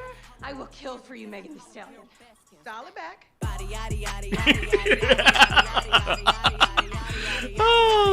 Okay, so yeah, So go what's ahead. funny about that is I ended up seeing the interview that Tatiana Maslany did. And apparently she actually really is a Megan Thee Stallion stan. Yeah. And they added that line at the end because Jessica Gal knew that Tatiana would say some shit like that, which that's cute. That's cute. Oh yeah. Well, I think she even told her she didn't tell her that Megan Thee Stallion was actually going to be on the show until 2 days prior to shooting, because she knew if she told her, like when she actually found out, that she would have obsessed over it and just been like honestly. Can I, Yeah, go ahead. So Ernie is not lying when he told you all that I just said I was going to let my cup pass on this. I said it on Twitter, but basically, so I ended up watching the She-Hulk episode the next day, right? Mm-hmm. Yeah. My homeboy, he sends me a message. He sends me a Twitter link. Man, the nerds are too mad about this. I click it. I see She-Hulk dropping it with me. What the fuck is this? Look, you know what? So, you know what I it said, is. okay. This how y'all look right now. Y'all like, why are they putting boobies and booties in my face with clothes on, mind you? Get the fuck out of here. But so he sends me, because and the reason I'm explaining this to you, because I don't want to. I'm gonna let Ernie have this whole segment because this shit just it irked me. But I said, what the fuck? Okay, let me watch the episode myself and see what's happening. So I'm watching the episode and I'm looking for it. I'm still looking for it. Okay, I'm still looking for it. We got the whole court thing. Okay. Well, there's Meg Thee Stallion. Where is it twerking? Bunch of Smiths. And then the credits roll, and I still hadn't seen it. And then the after credit scene popped up, and I finally see it. So I'm like, okay. And then I go on Twitter. I see all this. I said, wait a minute. It was the after credit scene? Mm-hmm. Yep. Y'all crying about an after credit scene? But y'all laugh when Zemo was dancing. Y'all laugh when Zemo was dancing in the club, and not even in a post-credit scene. During the actual show! Okay. So, yeah, from this point forward, dog, y'all are real deal some Smithers around here. Y'all some Smithers. That's all I'm gonna say on that, because I just could not believe people were losing their minds over an after credit scene. Go ahead. Well, let me continue by saying that once again, if you mad, this y'all, that's y'all right there. But no, here's the thing, and another thing too, because I saw somebody, I didn't even see who said it, but it's whatever. Here's the thing, and this is actually the attention to detail I loved in this scene. And I want to make sure that some respect gets put on this. So I saw someone trying to say that nothing was moving during the section. That's a lie. That was a lie. First off, you must have been watching this on your phone or I was watching gonna make the bootleg comment videos. of like, well, at least when She-Hulk, she got cakes. Oh yeah, well no, and here actually I want to point something out here. Because this is actually okay. So let's go here. First and foremost, she got just about almost the same amount of ass that Megan Thee Stallion got in this shot right here. But let's also say this too. One of the reasons why you actually can't see as much of what is moving on She-Hulk actually has to do with real life circumstances, and I love the attention to detail of this. Being a guy who is married to a woman who is 6'1", depending on whether she slouches or not. Oh, you didn't just air your wife out like that, bro. She does. She slouches a lot. But no. One of the things my wife always complains about is finding clothes that fit her the way they're supposed to, because that's not a woman's suit that she's wearing. That's a men's suit. And you know how I know? Because they don't make women's suits for 6'7" tall women. That's why it sits so awkwardly on her when she's wearing it. And I think that's also really awesome attention to detail here. But I just want to point out something just right here. You see this? Yes, there is something moving. There is something moving. Don't even lie to yourself. And if you're lying to yourself, I'm going to go ahead and tell y'all right now, if you are lying to yourself about these things, this, once again, is you right here. I think we just got the podcast thumbnail. There you go. I think we did. I honestly think we did. But also, you want to know another thing I really love? Someone actually... Oh, wait. Hold up. Oh, wait. Somebody actually sent me this. And I thought it was hilarious because... And here, I'm going to turn it down because it's going to be problematically loud. But somebody actually sent me this. Who sent this to me? I'm trying to remember who sent this to me. Michael Molina on Twitter sent this to me, and Carter, I was hollering, I tells you, when I saw this. Bruh, watch this shit.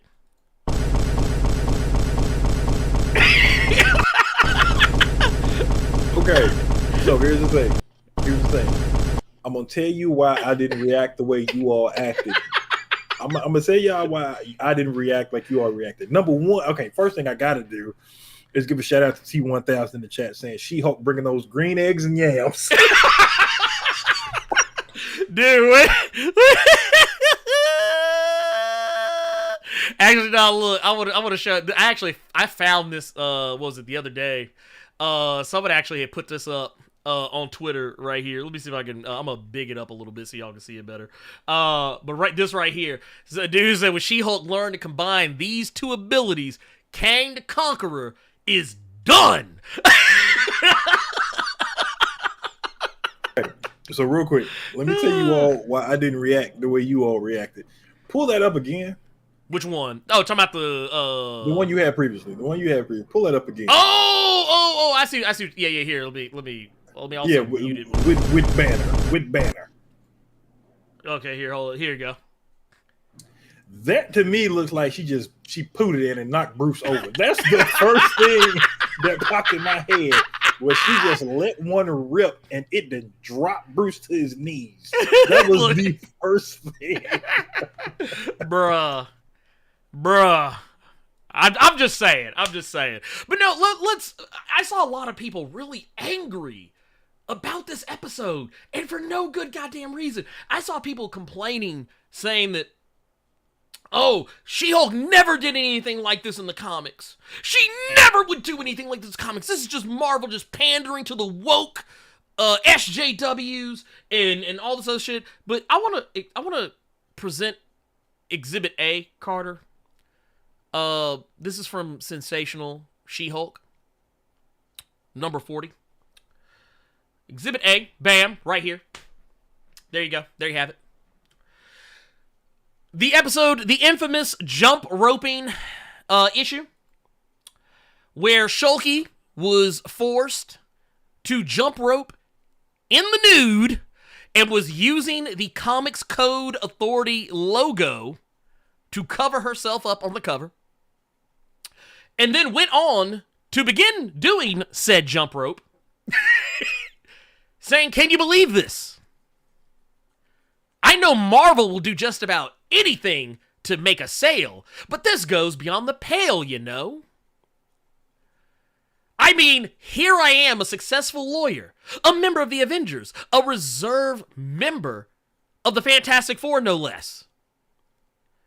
And just because I happen to make a joking remark in the letters page, I end up with all the dignity and respect I've worked so hard to gain wiped away in the name of cheap thrills and maybe higher sales." I love this. I love this because a lot of people got mad about this too. And the funny thing about it is, if you actually read the fucking book in the first place, you would see why it's a fucking gag. Right here, bam! The editor, Renee, walks up and says, "Hey, what the fuck you doing?" And then Shulky's like, "But if I stop twirling this jump rope, they're gonna see my naughty bits." And then she rips the jump rope away. Because she's like, "Wait, you're gonna get me in trouble with the Comics Code Authority." And then Renee has to remind her, "Do you really think Tom DeFalco would ever have allowed something like this to happen if you weren't already wearing this?"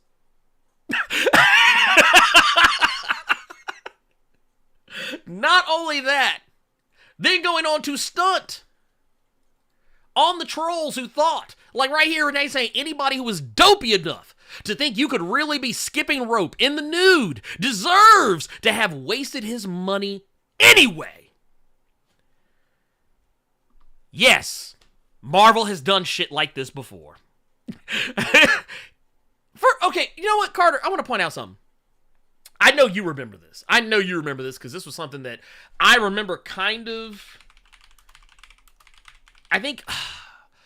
I want to say it was something that actually kind of caught Marvel a little bit of flack.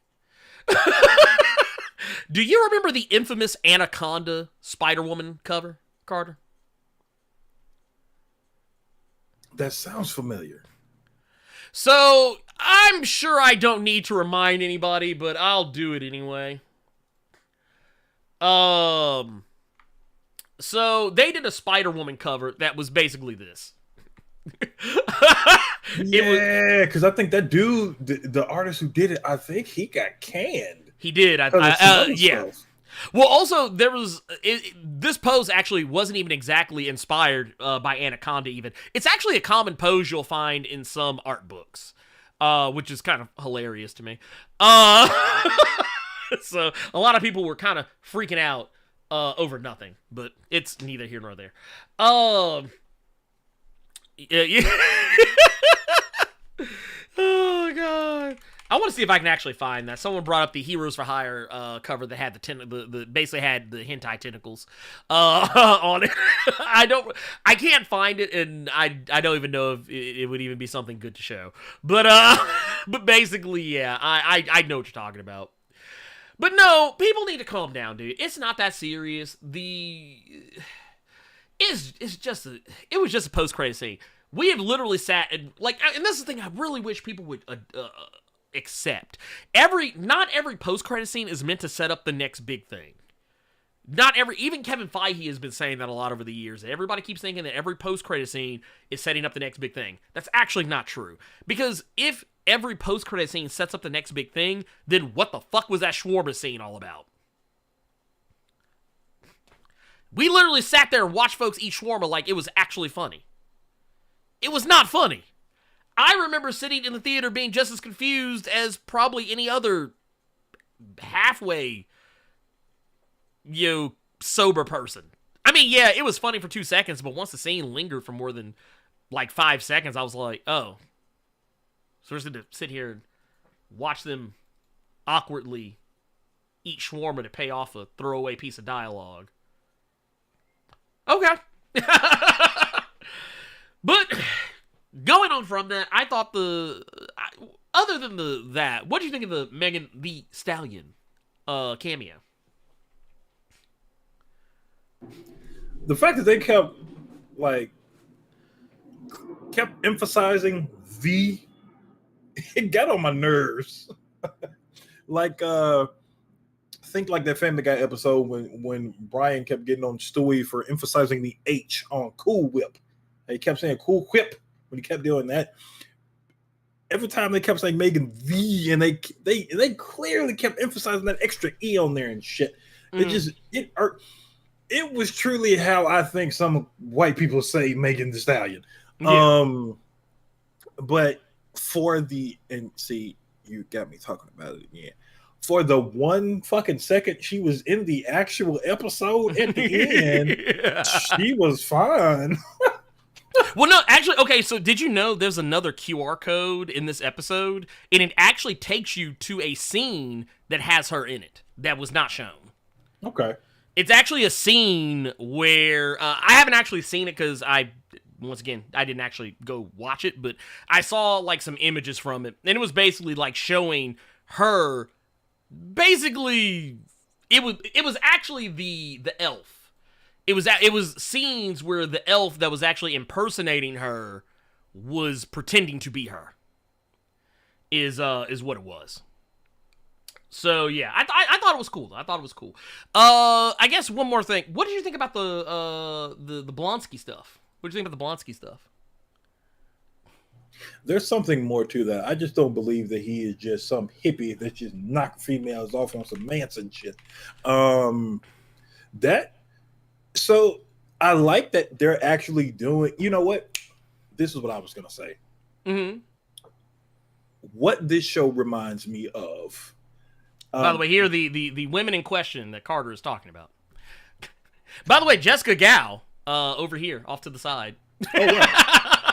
I did not know that. For those that did not know. But yeah, go ahead. Carry on. So twerking included. Mm-hmm. I know why I like this show, and it's because it reminds me of another lawyer show that was a favorite of mine, and that was Boston Legal. Okay, yeah. I can see it. William Shatner. What the fuck is his name? He was Ultron. James Spader. James Spader. Yeah. James Spader. William Shatner. Denny Crane. If you've ever seen Boston Legal, it was a lawyer show. It was a courtroom show. It was also a comedy, and it was funny as hell, especially with William Shatner. So, it was just as funny with James Spader. So I think that's why I'm enjoying this show, just because when we do get lawyer stuff, sometimes it is really good. Not the stuff with Wong like you're showing, but the stuff with the other lawyer. Yeah. Oh, no. I just showed it just as a frame of reference. Like yeah. So a lot of the lawyer stuff that we get, it's funny, but it's still lawyery, courtroomish in a TV show space.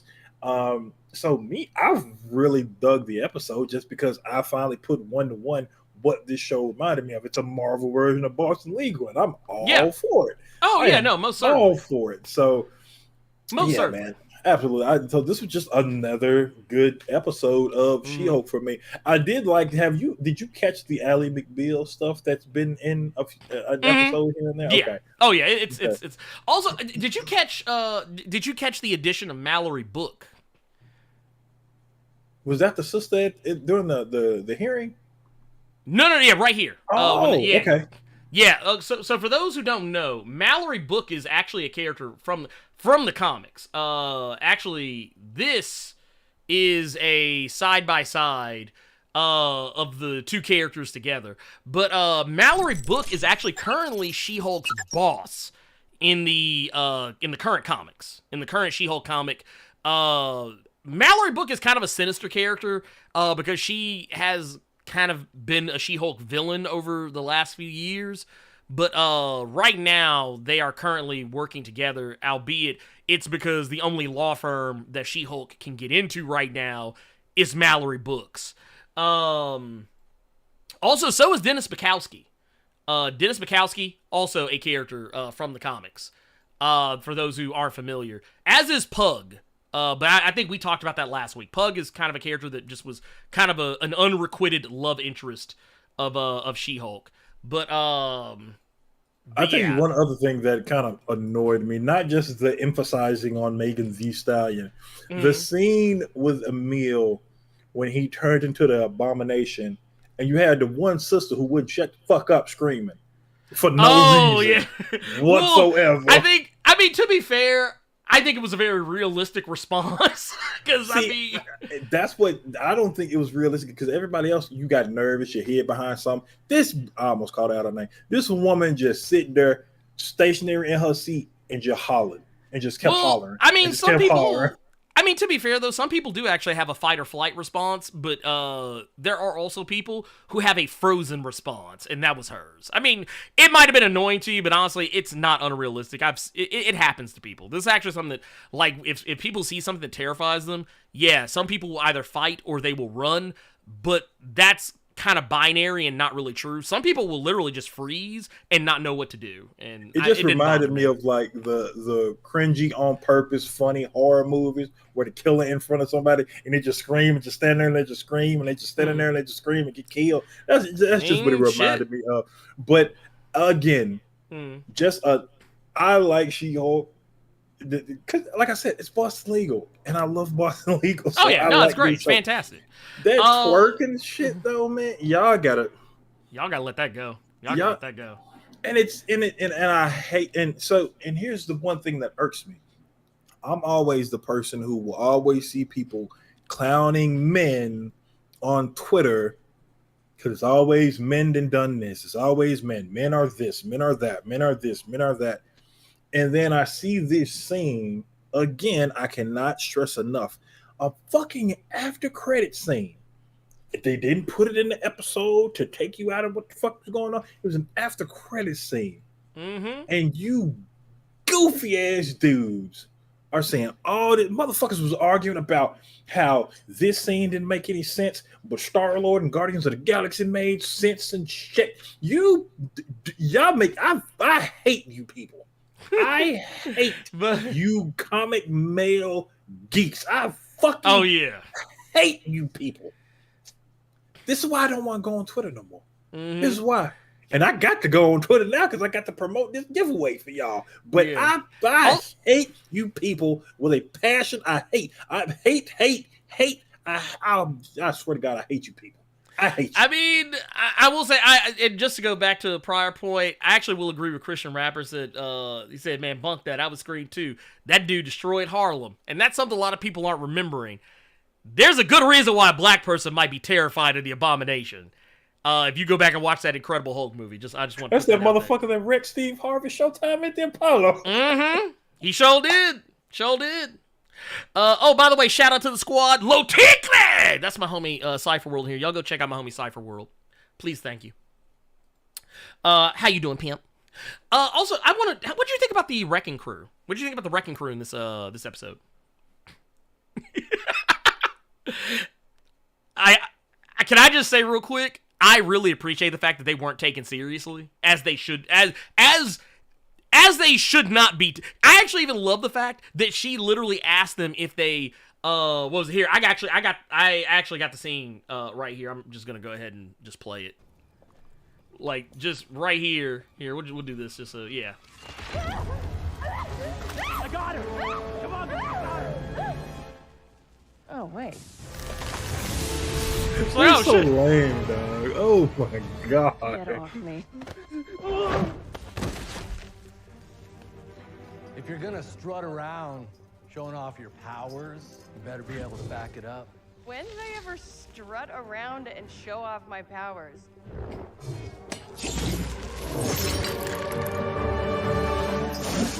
Did you guys rob an Asgardian construction worker? Yeah. All right, let's do this. Dude, I love that scene. I love it because that's literally what happens in the comics pretty much, is that they just stole this stuff from Asgardians and they're just using it. But the thing is, I love the fact that even though they got these powerful weapons, they don't have any idea how to use it. Carter, did you catch the one dude who was wearing the helmet, how he was just headbutting the air? Yes.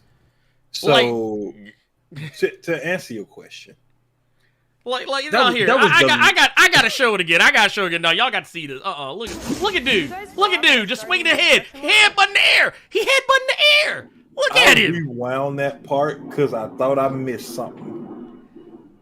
Because I'm like, what the fuck did he just do? And okay, and I know that this was done on purpose. That's why I can honestly say that was the lamest shit I have ever seen in my life. How is Michael Keaton with a bunch of regular men in damage control looking more threatening than these slaws?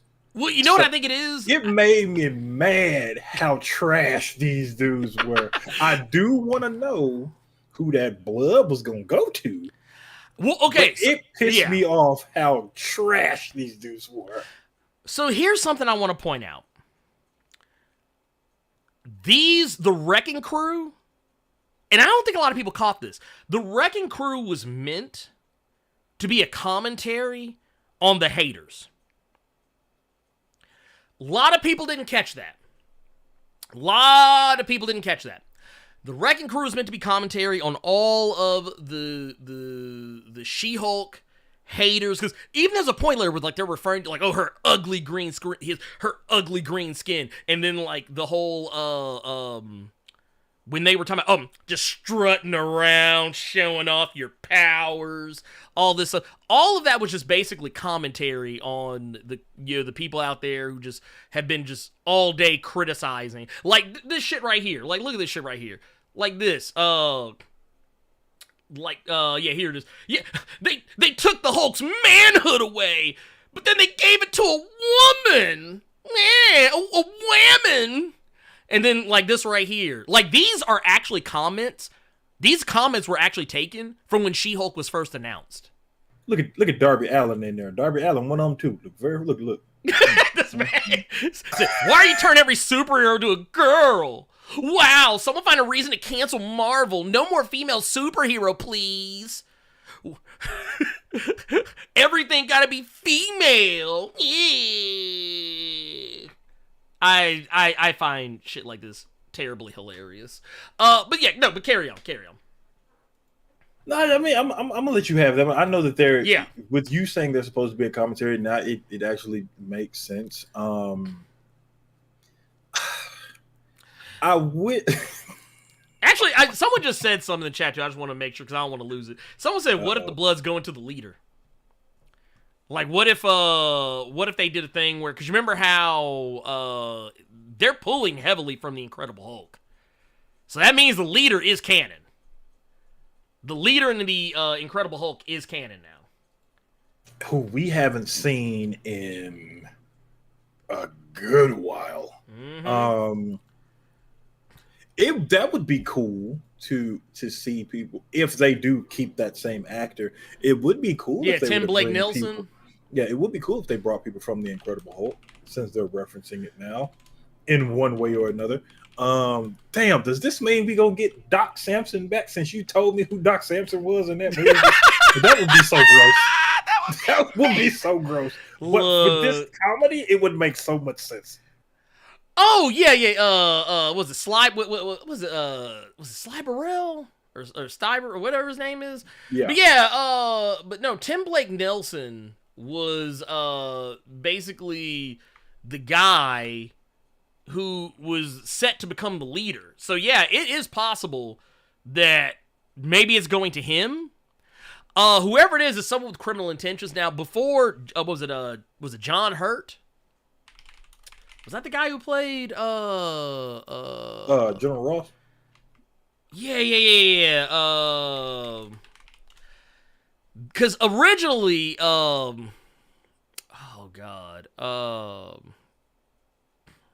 originally, William Hurt. John Hurt's a different guy. That's the British guy. But John Hurt was originally supposed to be in She-Hulk. There was talk about him being on She-Hulk like way back. It could be him. If he hadn't passed away, it would have been him.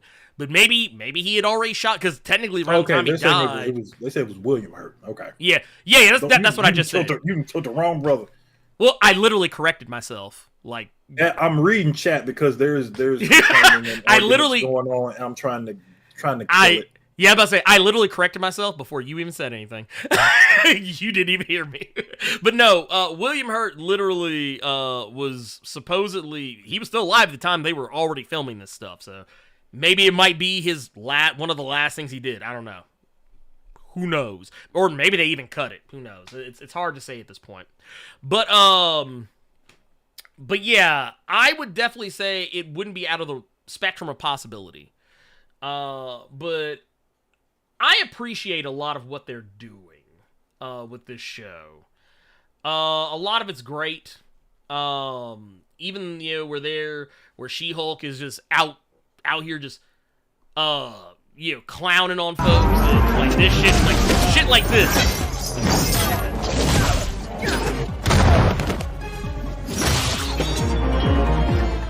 Sorry.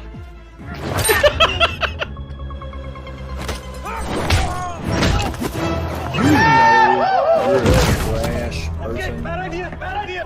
When the woman who does not want to be Hulk, she does not want any kind of drama. She doing this shit for work. Hulks up just to put hands on you, because even she knows you motherfuckers are trash. Oh yeah. Well, I mean, and also I love the fact that was kind of the moment that she realized she saw herself, looked at herself in that reflection for the first time, and was like, you could tell that was the moment she was like, dude, fuck it, why not?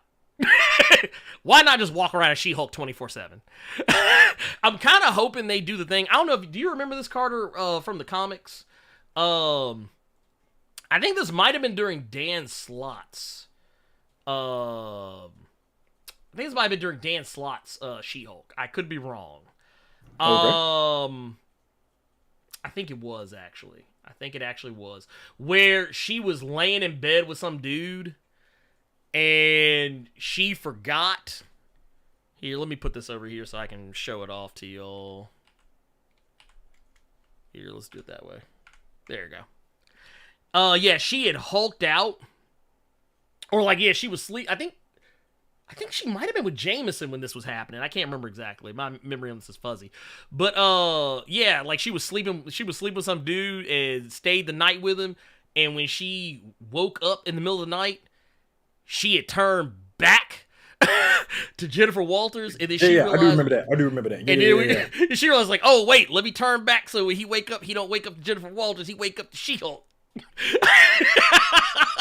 I do remember that. Yep. You know that scene coming, right? You know that scene about to happen, and folks gonna be mad again. They gonna be mad again.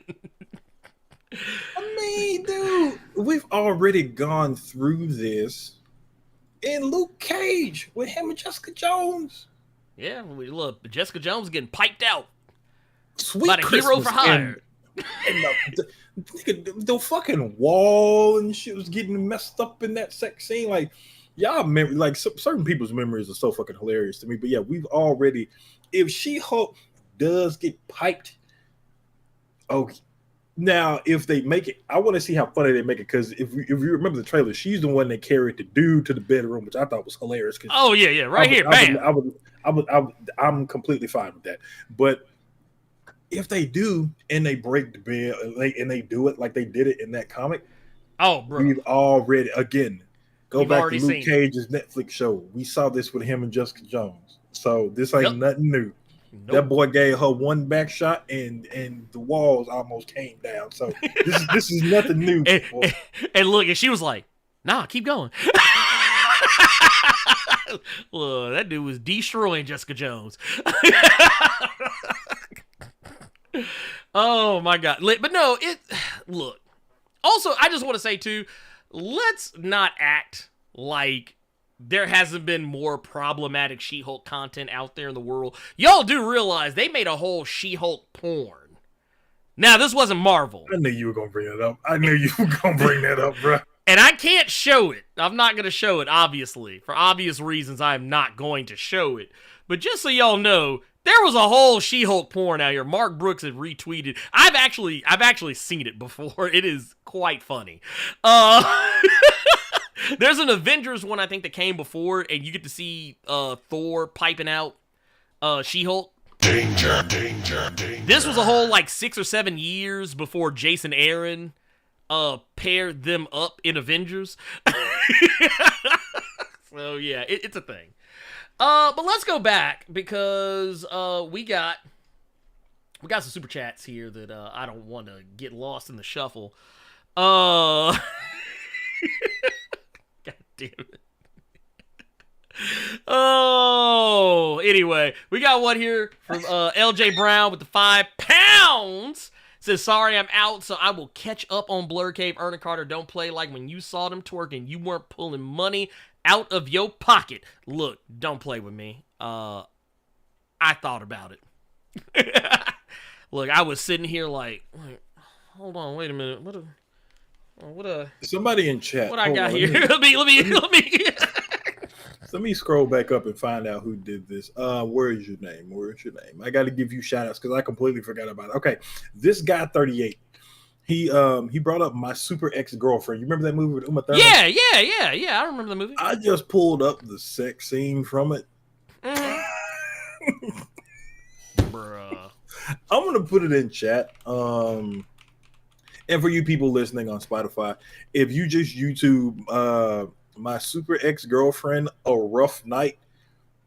If this happens on She-Hulk, I'm gonna laugh my ass off because there's no nudity or anything like that. No. It's a sex scene that's probably gonna be like in She-Hulk. It's gonna be a sex scene that's played for laughs. So, oh, most certainly. I mean, look, this movie. Look, she literally carrying this dude. She carried this dude through the air like Superman did Lois, and he is hollering. I just posted in the chat, like, bruh, go to. Oh my god! I mean, look, I'm with it. I'm here with it. Look, my guy Jay Keno, thank you for the 27 months. Said here for another 25. We appreciate you, pimp. Thank you. Also, we got Tim in the Cow with the $5 super chat. Says, who do you think the wrecking crew is working for? I'll state the obvious. I think it might be the leader. And I think I saw Timothy say it earlier, and I saw some other people saying it too. I think the leader is very likely. We got another one here from, was this ODG ready for retirement with the $5 super chat. Says, you notice no complaints about race swapping Thunderball from the Chads? That was actually, okay, so and this is something I actually meant to bring up when we brought it up. So for those who do not know, Thunderball in the comics is a whole brother. They actually swapped it around. They actually swapped a lot of... Actually, the Wrecking Crew, in and of themselves, is completely switched up. Because the main leader of the Wrecking Crew is a white dude. But you can see... here, let me go back so I can pull this up. But let's see here. Here we go. Here we go. Okay, yeah. Here we go. Right here. So right here you see it. Yeah. So Thunderball is this guy right over here with the mask on, carrying the ball and chain. But as you see, it's a white dude. But what they did is they took the dude that I forget the name of the guy that has the hard hat. They made him the black dude. And you see the leader who usually has the crowbar, he's usually white. They made him Hispanic, and they made the other dude who I think is also white, they made him Asian. So to me, like, it's one of those situations where since they just kind of swapped all of them around, it didn't bother me as much, though I will say I did think it was so odd that Thunderball got swapped out. But it's like, okay, whatever. At this point, I'm just like, it is what it is. But yeah, in the comics, for those who don't know, if you've never seen Thunderball in the comics, that's Thunderball in the comics. Dude got a whole... Look at it. Dude got waves up in here. But yeah. Here, let me see. Let me go back down, make sure we didn't lose anything. Okay, there we go. Actually, here, I am actually going to pull this up because I am curious, too. I want to see if we can actually show this real quick. Here, the scene? Oops. Go back. I might have to redo the chat for this one. Let me see something real quick. I want to see if this actually... No, okay, it stayed up, whatever. But anyway, yeah, we'll just go ahead and move it on along. Because it didn't let me get it the way that I was plotting to. Warner Brothers. Well, we already kind of talked about it earlier. Warner Brothers and canceled DC Fandom, and largely because they ain't got shit to show. And honestly, this was probably for the best. They didn't cancel here. Let me pull up the timeline here. I actually was joking with Carter about this earlier. So, y'all know they didn't canceled, let's see, where is it right here? Where is it right here? Where's the timeline at? Here it is. So,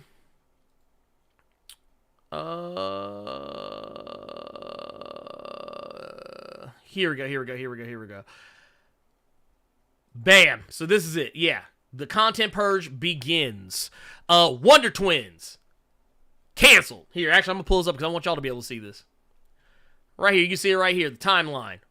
Wonder Twins. Canceled. Let's see here. New temporary DC Films bosses brought in ahead of major revamp. Then we got that the Todd Phillips Joker sequel got greenlit. They're also talking about how, like, where's it right here? Now this isn't Warner Brothers related. They canceled Close Enough, which was one of my favorite shows that was on HBO Max. And then what was this right here? The Batman got canceled. Batgirl got canceled. Young Justice might get canceled. They had massive layoffs. Tons of different shows and stuff were in varying stages of getting, discontinued, getting continued, whatever the hell. They don't have anything to show that we haven't already seen at San Diego Comic-Con. They already showed us Black Adam. They showed us Shazam. The only thing I think we didn't see a trailer for was Aquaman 2. And honestly, they ain't gonna hold no DC Fandom for just that one thing. I think they showed us a taste of The Flash. And that movie is so mired in controversy, they ain't gonna show that either. So even if they did, they got two things to show. That would be literally the shortest DC Fandom you would ever see. It'd be like Grandpa Simpson walking into the restaurant, turning around, and walking right back out.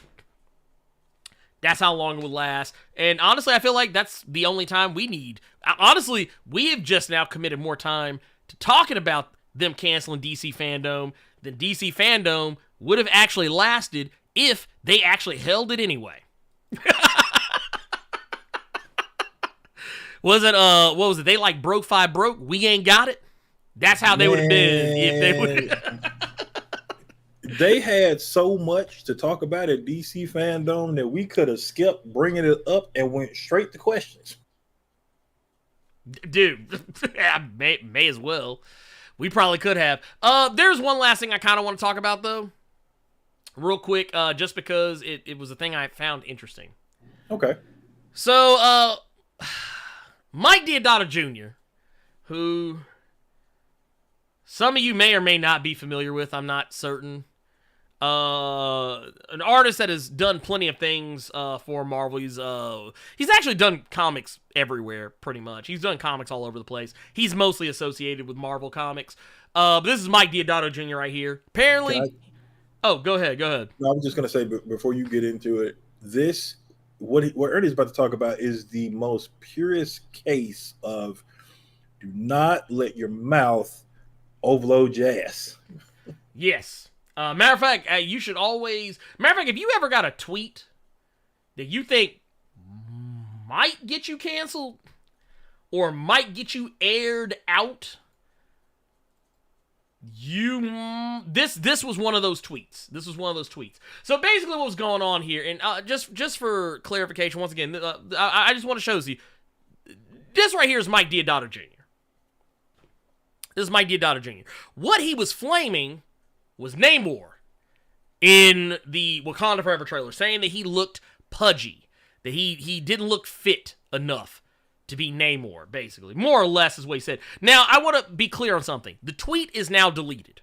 It's a deleted tweet. It does not exist anymore. It surely. Yeah, that tweet is gone. However, the tweet still exists because people screenshotted it and shared it. This is how they get you. So, basically, and this is the tweet right here. And he actually shows the very same picture that I just showed y'all of Namor. He takes a shot of himself butt-ass naked. Thankfully, he had the sense to cover his cheeks up. But I just want to point out here, this dude took the time, and here, let's move this so y'all can see what's actually said here. Says, you can tell somebody screwed things up when a character from a movie looks in worse shape than the 60-year-old artist who drew him. So, Man, shut your ass up. man, look, y'all leave. Dude, first off, y'all leave. Okay, I want to point out something, too. He cherry-picked that shot, by the way. He cherry-picked that shot. Because I want to point something out here. And this is, I apologize ahead of time for the blurriness of the image, because it was a really fast-moving image. But right here, he don't look out of shape to me. He don't look out of shape to me. He looks like a guy who works out, but doesn't, like, take supplements and do all the other bullshit to get there. So, I'm confused. Carter, you see abs, right? You see abs, right? Am I mistaken? Am I mistaken in my... I see them blue motherfuckers from Avatar. This motherfucker. Actually, the blue folks, the blue dudes, one of them actually looks more out of shape than what he tried to insinuate Namor looked. But, I mean, once again, I'll enhance. Sorry that it is zooming in on his crotch, but I'm just saying. No, it's like sometimes right there. Sometimes some shit just need to be kept to yourself, dog. Oh, no. Especially with how the world is now, especially with people, especially when it comes to body positivity. Like, you really there's a way to go about that. And in this case, stop talking. Yeah. We know you because you drew Norman Osborn to look like Willem. No. Yeah, Willem Dafoe. Oh, I thought it was Tommy Lee Jones. There you go. Thank you. Yeah. That's how people know you. That because you drew Norman Osborn like that, and you did some art for Bendis. Mm-hmm. But for you to, this is the biggest case of, and? Well, I mean, here's the thing. Yeah, does he look chiseled like Chris Hemsworth does when he plays Thor or Kumail Nanjiani in Eternals? No, but honestly, I don't give a shit. Dude lives underwater. Why would he be fit? Why would he be chiseled that way? I mean, technically, I guess you could say, yeah, because of the depth and the water pressure and you having to be able to move in that low of water, but it's also heavily implied that they don't live all the way that deep underwater sometimes. So, I mean, I don't know. Look, I don't care, okay? I genuinely don't care whether or not he's super fit or not. I don't think he has to be. And honestly, it kind of sets what I feel like case point. You want to know you want to know an example of why I think people probably should just not worry about shit like this? We've seen The Rock, right? We've seen The Rock. The Rock looks almost disgustingly swole as he's been trying to, get ready to be Black Adam. Like, he looks disgustingly swole. See, okay. Go ahead. And I said I was going to stop doing this because you don't do this as much. You're better at it than me. Mm-hmm. But a lot of y'all asses didn't even care about Namor. And I'm going to go ahead and air you out real quick just because. Art with a Mar-B. He does not look like a fit Namor. He does not look like comic book Namor. And you know who else? Look, you know who else didn't look like the comic book character they portrayed? Who's Hugh that? Jackman. Hugh Jackman was a whole Hey. foot and a half taller than the character that he was supposed to be playing, but y'all didn't complain about that. People get on my nerves with this shit because they want all of this stuff comics accurate. You know what you could do, right? You can just go read the fucking comics, dog. Yes, you People could. are going to go a certain route with these movies. If you don't like how the route that they go read the fucking book that you love so much. But to say all this unnecessary, stupid ass shit, you're gonna go watch the movie. If you're not gonna go watch the movie because of it, that's cool. Yeah, But don't all go this watch the movie. Shit, y'all. He's like, dog, shut your ass up. And I don't mean just Art with a RB. I mean the majority of you people. Like the people that's complaining about the twerking. And now you got people coming to Mike Deodato's defense when any other time artists ain't getting any kind of talk, any kind of just anything. We're trying to get it. People like a lot of these comic book artists are trying to get their names put on anything pertaining to characters that they help create. You got this fool talking about, hey, I look better than him. Nigga, so who cares? God damn, some of y'all, like, shut the fuck up. Shit. I'm sorry. It's just when I see, like, bro, at the end of the day, y'all talking about motherfuckers that aren't real. True. Let's keep it 100. We're talking about motherfuckers that are not real. It's an idea in someone's head that then turns into an idea on someone's pen, that then turns into an idea on someone's head, on someone's pen, on someone's paper. That's it. These motherfuckers aren't real. Why do we care so much about motherfuckers that ain't real? Exactly. God damn, we talk. Oh, yeah. Like, Ernie and I are having conversations and talking about things like that. But here's the thing, though: if this Marvel and DC stuff didn't come out ever, guess what? We good. We chilling. No, most certainly. We chilling because it don't affect us like it affects some of you fucking weirdos. That you act like She-Hulk is real. You act like Namor is real deal out here. Imperious Rex and motherfuckers with his feather on his feet. Like, these people are not real. Why do you all care so much, dog? Fuck. I wish people had sense nowadays, bro. I mean, let's be real though. Like, at the end of the day, it don't fucking matter. At the end of the day, it really does not matter. Because you know what? Here's the thing. Folks acting like they got money on this shit. And you don't. It's like, why? Why does anybody care? Like, I don't give a shit. I mean, here's my thing. If we get to the movie, which, once again, November 11th of this year, barring any pushbacks. I'm gonna go ahead and tell you right now. I'm gonna go ahead and keep it a buck with you. If his acting carries the role, no one's gonna care. No one's gonna give a shit. Because honestly, at the end of the day, I care more about the person who's actually portraying the role, like the person who's actually, like, I want to see, let the acting do it. Because here's the thing.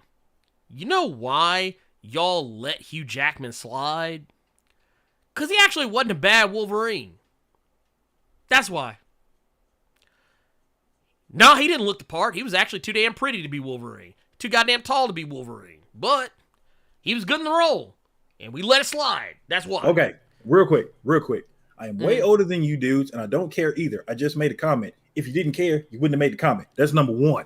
Number two, okay, it's weird to want to, I'm going off what people are saying in the chat. It's weird to want to adapt something, but not adapt what made it. People need to get sense into their heads. If you want a one-to-one adaptation, you're not going to get that. Last time we got that was what? Fucking Watchmen, and not a lot of people talk about Watchmen. And I'm actually, not saying a lot Watchmen of people. Well, no, a lot of people clowned Watchmen because it was too accurate to the comics. Because it was literally they were just recreating the comic word for word, shot for shot, except for like one thing. But my point, nobody wants to just take what's in the book a lot of times and then just put it on there because a lot of people have read that. Some people want to take certain liberties and Let me see if I can spin this my own way. It's called creative freedom. Yeah. I mean, not everything has to be comics What the accurate. fuck are you people talking about? They don't have to adapt something one-to-one. You people are fucking... I'm not going to use that word. You people are... What is wrong with y'all? If you mad is not like the way you want it in movies, if you mad is not like the way that you saw it in a TV show, shut the fuck up and go read the book, man. That's what I do. That's what I say. That's what I say. If I don't... Look... I didn't like the Ben Affleck Daredevil movie. You know what I went and did? I went and read the Bendis joint. It's right here. Yeah. No, I'll even throw you one better. I will throw you one even better than that. Wait, please, wait, and I'm gonna let you have it. Shadow Strider just hit the nail on the fucking head.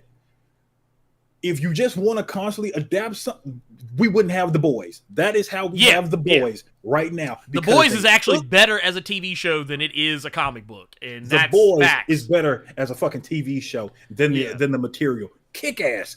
2 good movies that were better than the source material because they didn't one-to-one adapt with it, which is what some of y'all asses be asking for. Shut up.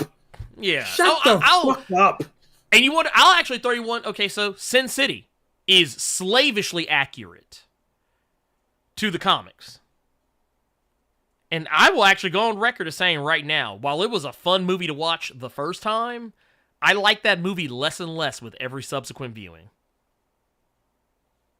So yes, there is something, you can get something bad out of being too accurate. And heck, with with Daredevil, I went and picked up Kevin Smith's Guardian Devil. Read that. Infinitely better story. Infinitely better story than what we got in that movie. And Kevin Smith is in that movie. I was like, man, Kevin Smith's in this. You know what? Let me just go back and read this one. But no, let's be here. Because I've said my piece about it. We've talked about it ad nauseum, and I just don't care anymore. Let's get into our recommendeds for the week. And actually, before we even do that, let's also address some super chats. We got one here from Ryan with the $10. Said, did you know that blood in the water is aquavita for sharks? And now you do. That we do. I don't get what that means, but I'm just going to roll with it. We got one here we got a $5 super chat here from Eric Morgan. Says, shouts to the black folks that question other black folks' blackness. If you dare to disagree with the hashtag recast T'Challa, y'all make the world go round. Shakes my head. So here's the thing. And with that, and it's just, here's the thing. I don't even want to get into that because this is a whole mess of worms that I don't even want to reopen. But my thing, my whole thing with it is, you know what? Just wait and see what happens. That's what I say with it every time. Wait and see what happens. You never know. You just never know. Marvel doesn't tell us everything. They just do shit sometimes. And then Brian Brawler, the $4.99, thank you, says, doesn't adapting something by definition mean it's going to be changed? Yes, because here's the thing. When you adapt something, it doesn't mean that you're taking the thing as is, putting it on another medium exactly as was. No, you have to change things because some things, here's the thing, some things don't work. Sometimes. Now, a lot of times this is used in regards to certain narratives that just don't work as well when you switch it from one thing to another. And even in the case of, like, visual things, you take something from one medium to another, it does work. It's kind of the reason why we never got the Wolverine, mask, because they couldn't figure out how to do it in a way that didn't make it look stupid in live action. Now they probably could, and we've actually seen one that actually looks pretty accurate, though we didn't see it actually on anybody's face. Technology has come a long way now. But when it comes to, like, just things in general, not every... First off, in the comics, Namor ain't even Hispanic. So let's just go and put that out there anyway. So this is my sentiment exactly. Right here. Just right here. This right here. But moving along, our recommendation for the week, I'm going to go ahead and give mine real quick. My recommendation is going to be a TV show that I recently watched. A TV show by way of Amazon Prime, The Rings of Power. Lord of the Rings, The Rings of Power. First 2 episodes dropped this Friday, and I loved it. It is fantastic. I know some people will probably not like it because they feel it is too SJW and woke. But here's the thing. Before you say that, I'm going to say the same thing that I told somebody who was complaining about Sandman having an agenda. Now, this was a person who, and I'm not going to call names because I don't want to air them out like that, but this was a person who had never actually read the Sandman comics that came out 30 years ago. And when I had to explain to them that a lot of the things that you think are an agenda or are playing to be woke, these were things that existed in these comics back 30 years ago. And they were like, oh, this is the same thing. Lord of the Rings, The Rings of Power is based on the book, The Silmarillion, which is a book a lot of Tolkien fans haven't read. And I'll admit, I own the book, couldn't read it. It's actually quite boring, because unlike The Lord of the Rings or The Hobbit, it's not an actual story. It reads like a textbook. Like, in this year, this happened. This year, that happened. And in the 33rd Age, this happened. These are things that were going on at the time. Basically, it's like a book. It's like a textbook for people who are really into Tolkien. Yeah, there are some stories in there, but it's mostly just notes, because it wasn't a book actually written by Tolkien. It's a book that was cobbled together from Tolkien's notes about the history and the lore of things that happened, hundreds of years before The Lord of the Rings or The Hobbit. But I like it. I like it a lot. I like what the show does. I like, some of the new concepts they're bringing in. Some things are even retread a little bit. But the fact that, I love these new orcs, because these orcs are made to be terrifying. They are snatching people in the night. The characters that are, once again, going back to Galadriel. Yes, this show actually focuses on Galadriel, as well as a variant. There are hobbits on the show, but they're not called hobbits. They're referred to as something else. They're like an offshoot of Hobbit. The dwarves show up a lot in this. You see other more familiar characters like Elrond, and if you're more familiar with the books, or if you're more familiar with the video game series, Shadow of Mordor or Shadow of War, Celebrimbor is in this, an actual character from the books. One of the people who is very responsible for a lot of the fuckery that happens in Lord of the Rings. So yes, I thought this was a great show. I love the first 2 episodes. Can't wait to see next week's offering. I highly recommend it. If you're a fan of Lord of the Rings, I do highly advise you check it out. If you're not a fan of Lord of the Rings, maybe stay the fuck away from it. I don't know. Carter, what you got? I'm recommending an Image series that is going to be turned into a TV show soon. I think it's going to be on AMC if I'm remembering right. As long as it's not Sci-Fi Channel. No, this book most definitely going to be on fucking Sci-Fi Channel. It's a book from Chip Zdarsky and by Image. It's called New Burn. I was telling you about this a few days ago. Oh yeah. It's more of it's what's the way to put? I'd say more of a crime book. That because normally it's in the vein of what was his name that did those fucking Captain America books? Can't remember his name. Anyway, Ed Brubaker. Thank you. An Ed Brubaker kind of crime story. The main character's name is Newburn, the titular character. He's a former cop that was basically the guy who was trying to put the criminals away, because the city that this story takes place in is actually run by several different crime families. And after a while, he was a really good cop that retired from the force and basically said, if you can't beat him. And now he's an investigator for the crime families in this city. So it's like I was telling Ernie, if you think Law and Order, but instead of you watching police officers trying to figure out the whodunit and bring these people to justice, for it's whodunit. I'm gonna give them. It's justice too. Think Law and Order, but the bad guys. It's a crime of the week, but in finding who did what, it's for the criminals. It's really good so far. And this is completely different. It's funny because you see this, and then you go to what was it, Secret Domain, Mm-hmm. which is hilarious because you see that book and then you see this one. He's going for a lot more I mean, public domain. Public domain. public Yeah. domain. Thank you. It seems like he's going for a lot more realistic stories nowadays because both of those look like they could be TV shows you'd be watching every week. Yeah.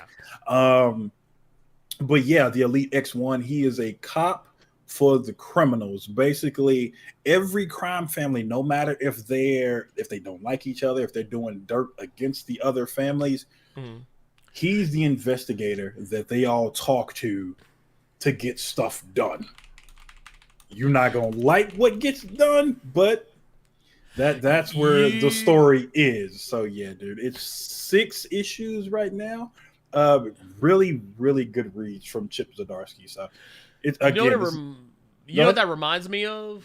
What's that? Did you ever? I think we've actually talked about this before. You ever see that movie, Way of the Gun? Yeah, that's a wow. Okay, yeah. Blast from the past, I know. But it reminds me of the setup from Way of the Gun. Way of the Gun, it was the whole deal was what was it, he reminds me of James Cain's character. If you ever watch that movie, James Cain, his character was what he called a adjudicator.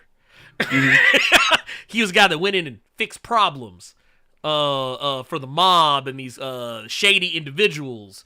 And but I always loved it because Benicio del Toro kept referring to him as a bag man. He's like, oh, he's bag man. He's a guy you don't want to see coming. And that's basically Newburn's character in this story, because the one rule that everybody knows, from criminals to actual people, even the police officers who fucking hate him now because they know what he does, is you don't touch. He is not to be touched. You don't do anything. You don't fuck with Newburn. It's really good. It's really, really good. I'm loving that book so far. I'm happy I'm reading it. Yeah, I'm about to say, you had mentioned to me yesterday and today, and it's actually been on my radar. I've been meaning to read just so much other like I told you, I just recently got back on We Only Find Them When They're Dead, because I realized I had missed several issues. Somehow I just didn't catch that there was new issues coming out, and I've been like, I literally sat down yesterday and just read through all the stuff I've missed up to current. But yeah, let's go ahead and get into our questions. First and foremost, coming straight out of the Discord. Let's see what we got here. Okay, says, got one here from Dark Rain. Says, who else from New Asgard should pop up as a cameo? I wouldn't be upset with Sif. I wouldn't mind if Sif came back because she already showed up in Love and Thunder. She's clearly around. She's clearly around, so I wouldn't be mad about that. And I also wouldn't be upset if Tessa Thompson showed up. Or if, and granted, this isn't so much New Asgard, but if Loki, popped up for whatever reason, just even as like a blink and you'll miss it, or just, oh, hey, I'm here too. Hi, bye. It's not like he hadn't already filming Loki season 2, so it's not like they couldn't film something and send it over, or could have done that. I'd be down for it. What do you think, Carter? What do you think? You think anybody that...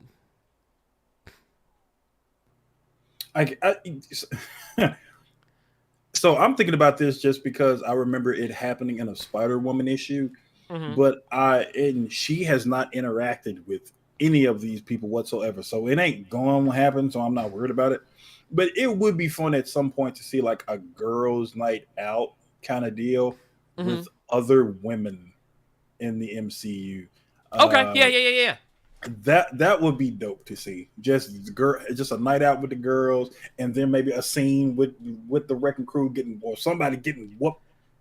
Because we still haven't seen Frogman yet. So actually, no. I would love to see I'm glad you said that, because there was a name that got brought up in the second episode, and I wonder if it's the same person. Remember how her mom said she gave some dude her number, and I missed the name, and I might be misremembering it.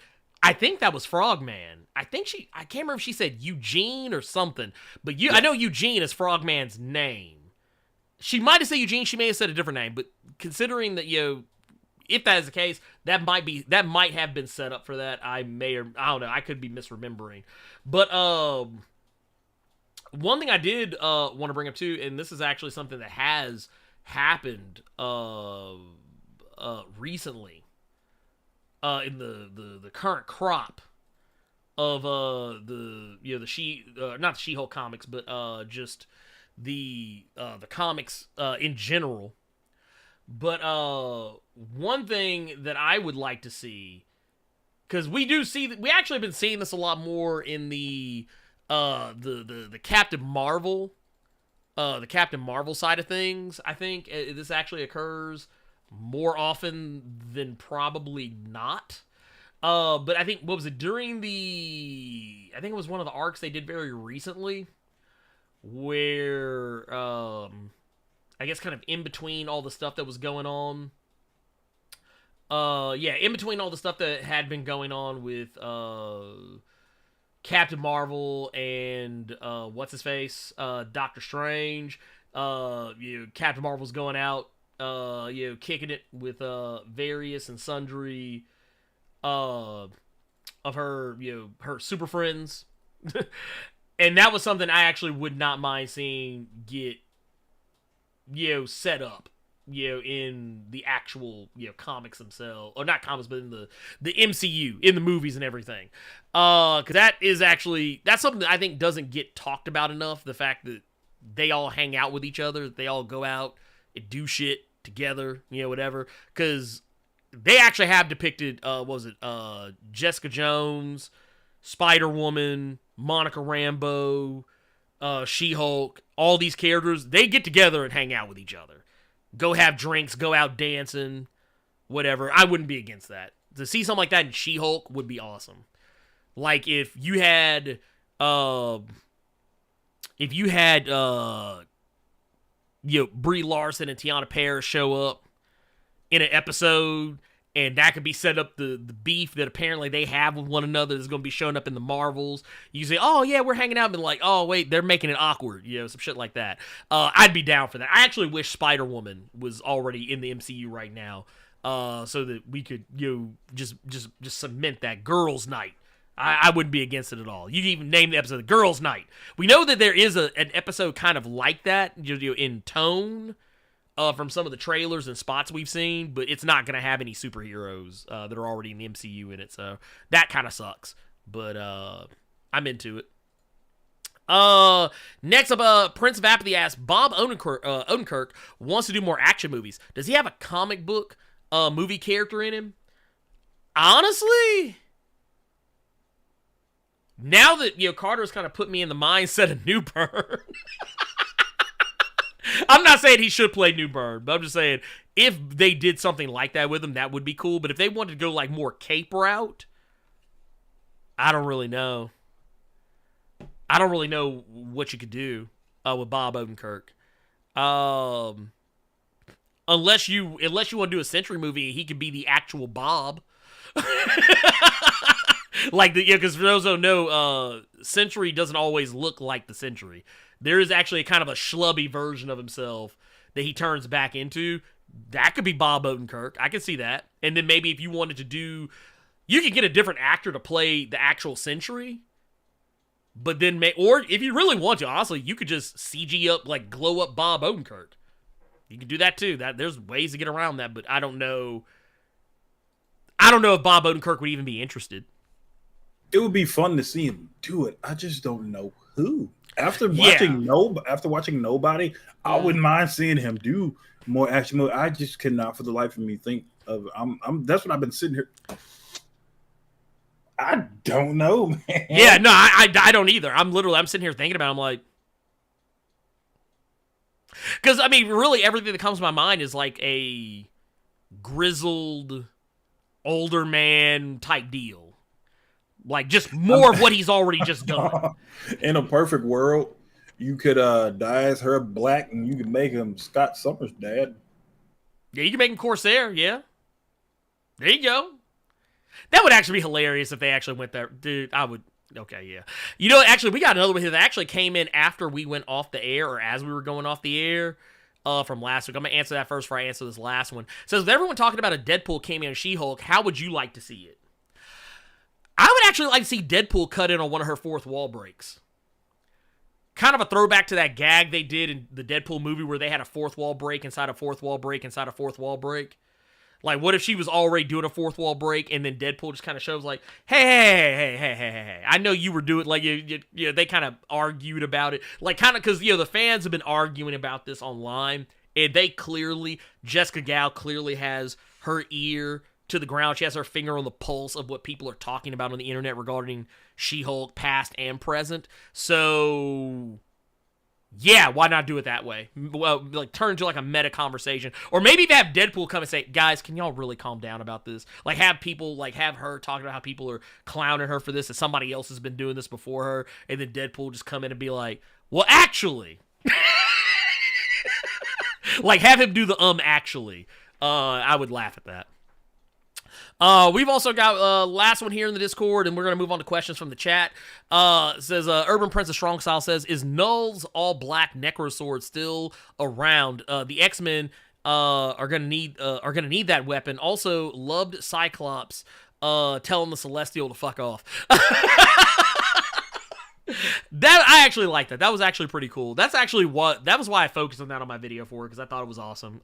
Scott Summers don't care. That's Scott Slim Shady Summers over there. He don't give a damn. That dude has cussed out Celestials before. He ain't scared to do it again. He's like, I don't care how big your ass is.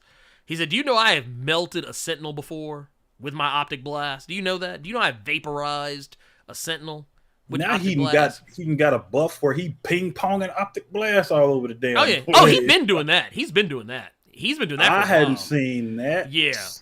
Till Hickman started his run, and he started doing it with that street light. I'm like, what the hell? Yeah, he did with the street light too. Yep. He's been able to do stuff like, the thing is,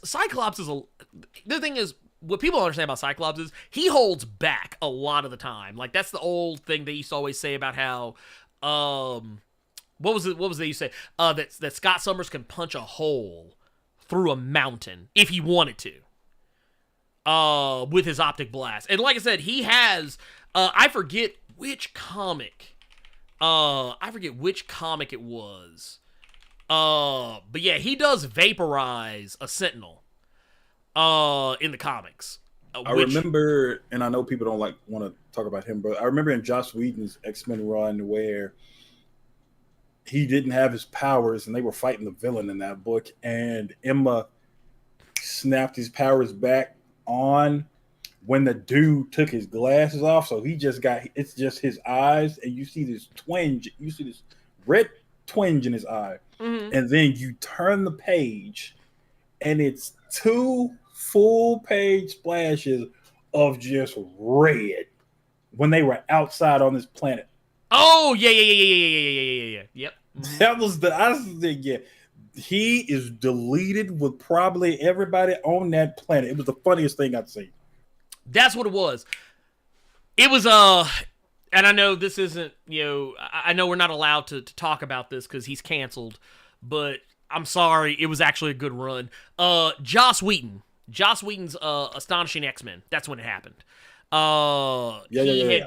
It was, Scott had literally vaporized a Sentinel that was on the expansion lawn. I'm trying to remember exactly what issue that it happened in. I'm not 100% on the issue number. You know why I'm mad right now? Why? Well, I really shouldn't be because I have it. So I have that run in floppies, but there's a comic shop here that had that hardcover for like stupid cheap, and I didn't buy it. Oh, I went in the next week and that motherfucker was gone. I was so hurt. You about to make me go look on In-Stock Trades right quick. See if they got that shit. Yeah, okay, I actually found it. Yeah, because this is, here, let me see if I can pull it up. I want to see if I actually got this.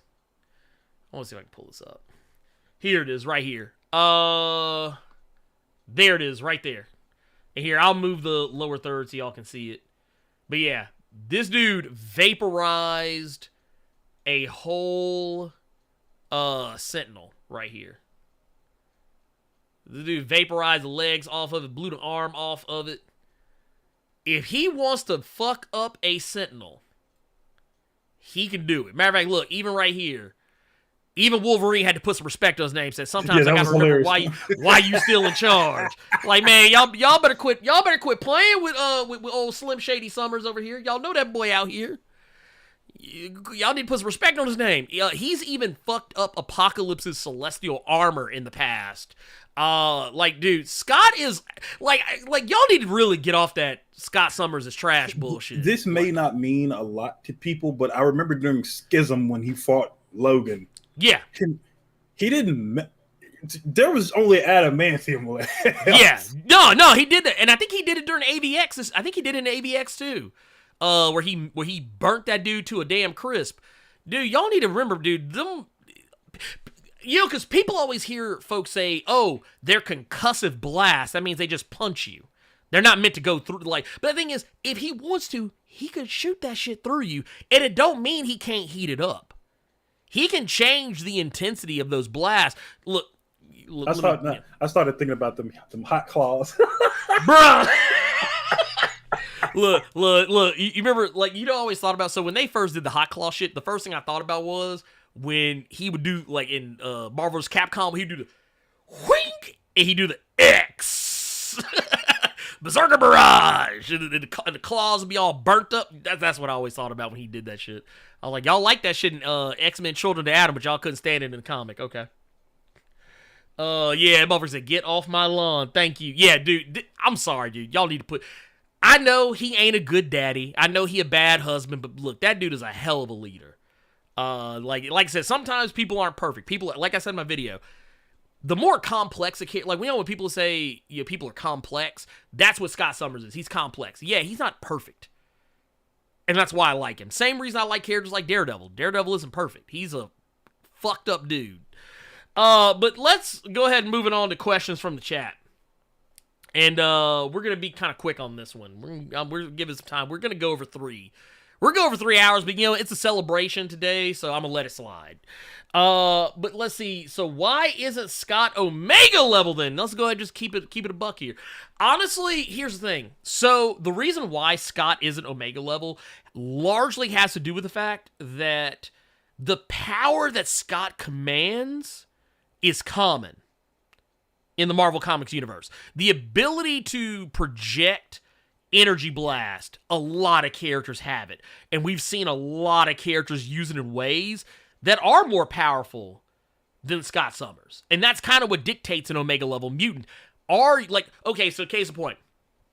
They just recently changed this with Forge. Originally in House of X, they said that Forge was not an Omega level mutant because there are other technopaths out there who have done things with their powers that are greater than things he's done. But since House of X, they recently, and I think it was Al Ewing's X-Men Red number 4, where they said he was, Magneto called him an Omega level mutant because of the things that he's been able to do recently with his abilities. Things that, while I think actually aren't even on Madison Jeffries level, but that doesn't mean Madison Jeffries can't be an Omega level mutant too, because he's done some wild shit with his powers, especially even recently, and he's a technopath as well. So yeah, we've seen characters like the Sentry, Blue Marvel, Captain Marvel, Monica Rambeau, in all of her various incarnations, have projected energy in ways that Scott can't. And I think that is the only reason he's not Omega level. I think that's literally the only reason. If his power wasn't such a common thing, he probably would be. I was just going to say he's not Omega level because if you want to stop him from using his powers, all you got to do, poke him in the eye. Well, that is true. That is also a true thing because I had to think about that for a second because, during the Matthew Rosenberg run, he only had one eye and he can only use that one. Yeah, so there you go. That's also another thing. Let's see here. When are they gonna bring back the Hot Claws bags of power up? Never, because they got criticized too badly. Yeah, and Chi-Town Dan point out, God loves, man kills, which is an old story arc. But that was that was actually the first time I remember seeing him do the bounce around thing. But he's perfected it since then. Did you watch Catwoman Hunted? Is it connected to anything? I feel like some context was missing. I think the idea with Catwoman Hunted, which I did see it, I actually didn't hate it like some people did. The problem is I think they were trying to set up something bigger down the road, like they were planning to do more stuff like this, and then it would be fleshed out from there. But I think it's safe to say it got canceled. Whatever plans they had probably got canceled with it. Night Parade Dragon with the 199 says, Cyclops, get off my lawn! Which is as true as what he said. Oh, I love it. I love it. Dude, Cyclops was a whole old man out here. Let's see. Let's see here. And let's see. Wait, does Scott lose his powers if he's not in sunlight? No, because when he did what he did to the Sentinel, that was at nighttime. It was nighttime when he did that, so that's not true. No. It says, and then was the Xylism actually bring, and this is actually something I bring up all the time. It says a lot of people's first and only impressions of Scott is only because of the 90s cartoon that damaged his image. And yes, I say this all the time. This alone poisoned the well for Cyclops for years to come. Not how he treated Madeline Pryor, not how he was constantly thinking about Psylocke, even though granted he was manipulated into that one back in the Jim Lee, Chris Claremont run on X-Men. And not even really the movies. It was, because honestly, the cartoon painted how Cyclops was portrayed in the movies. You could tell the folks that made that cartoon, they didn't like Cyclops. That's just obvious. Real quick, because Tad, he said something that I remember reading, because that's how he inhabits. This is actually true. Powers. Yes. Okay, I was going to ask you, did this ever get changed at all? Yes. No, as far as I know, it's not been changed. But yes, what Tad is talking about here, Cyclops' power is from another dimension, which I don't think those others do. But though his eye blasts are freaky strong, I wouldn't call him Omega. Yeah, no, that's also true. Yeah. Because I remember it's a portal from another when he opens something his eyes, from another dimension. Yeah. It's like a constant energy stream. Because Havoc and Cyclops, they can't hurt each other with them. Exactly. Also true. Also very, very, very true. Bill 930505 says, will you be covering X-Men Unlimited X-Men Green #1 in a future video? It contains a data page showing Lynn's downfall prior to how exactly it happened by Curse's curse. Excuse me. I actually was thinking about it because I have been looking at the X-Men Unlimited comics, and I do know they just recently started dropping them in a physical format, I believe. I actually have been thinking about it because they do get mentioned. There's a thing where the X-Men Green are mentioned, and a character specifically by name. So I actually have been thinking about it, just something fun to do on the side. It's actually a good book. I like it. It also, you see some characters you normally wouldn't see in X-Men Unlimited. You see them, the characters that I always bring characters like Maggot. Nobody talks about Maggot, but Maggot actually does show up in X-Men Unlimited. They tend to use that book to touch on characters you normally wouldn't see around a lot. So it's very likely. It's likely. Once the Judgment Day stuff calms down, maybe that might be a more likely moment that happens. Let's see here. Did you guys see Samaritan with Sly Stallone? I have not watched it yet, but it is on. I'm actually probably going to watch it this weekend. I've heard good things. I've heard mixed reviews on it, but I've heard people talk about it favorably to some degree or another.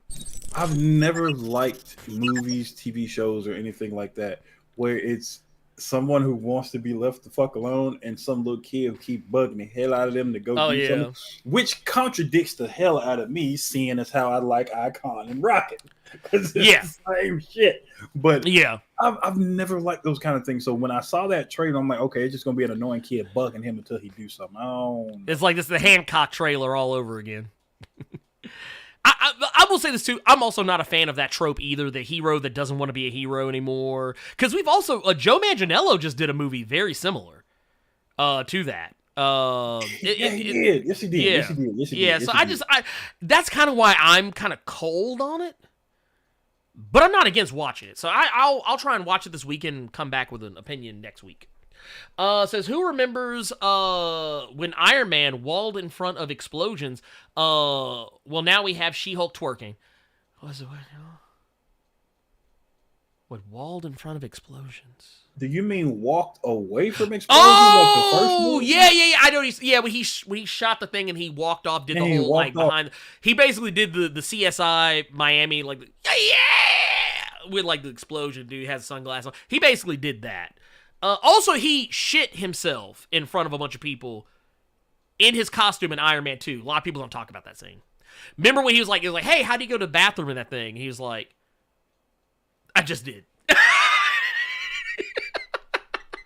Which is hilarious to me. But yeah, people laugh at... There's a lot of dumbass shit that's happened in the MCU that everybody giggles about, but it's because of She-Hulk. And that it's a woman. Let's just be real. Let's see here. Oh, we got one here. Jonathan Moto with the 1999 super chat says on-field leader Summers, when his powers were broken post the Phoenix 5 and the death of Xavier, Slim was even more powerful with the ability to break up his beams into multiple blasts that took out multiple targets at once. That is also very true. That's the thing. Scott is very creative. Okay, where I think people have more powerful uses of his powers on display in the comics, I think Scott has the most creative uses of his power than you see anywhere else in the Marvel Comics universe. I will be hard-pressed to find someone else who has used eye lasers in more unique... Hell, Superman's been around for how long? Over 75 years? And he hasn't even used his power of those eye lasers that he basically made famous. I haven't seen Superman use that in ways as creative as Scott has. And I'll die on that hill. But yeah, no, I 1,000% agree. Gokhan Shrew's baby's father with a $5 super chat says, I like how they did Tony. When Storm gets to the MCU, they give her all the spotlight. I said what I said. You know what? Here's the thing. So we already had X-Men movies at Fox where Wolverine was the focus. I honestly wouldn't be mad about it if they switched that focus to Storm. I wouldn't be mad about it. Like, you start coming out with X-Men movies, and instead of having Wolverine be the key character in every movie, but you make it be Storm, I wouldn't be against it. I wouldn't be against it at all, honestly. You could call that reparations.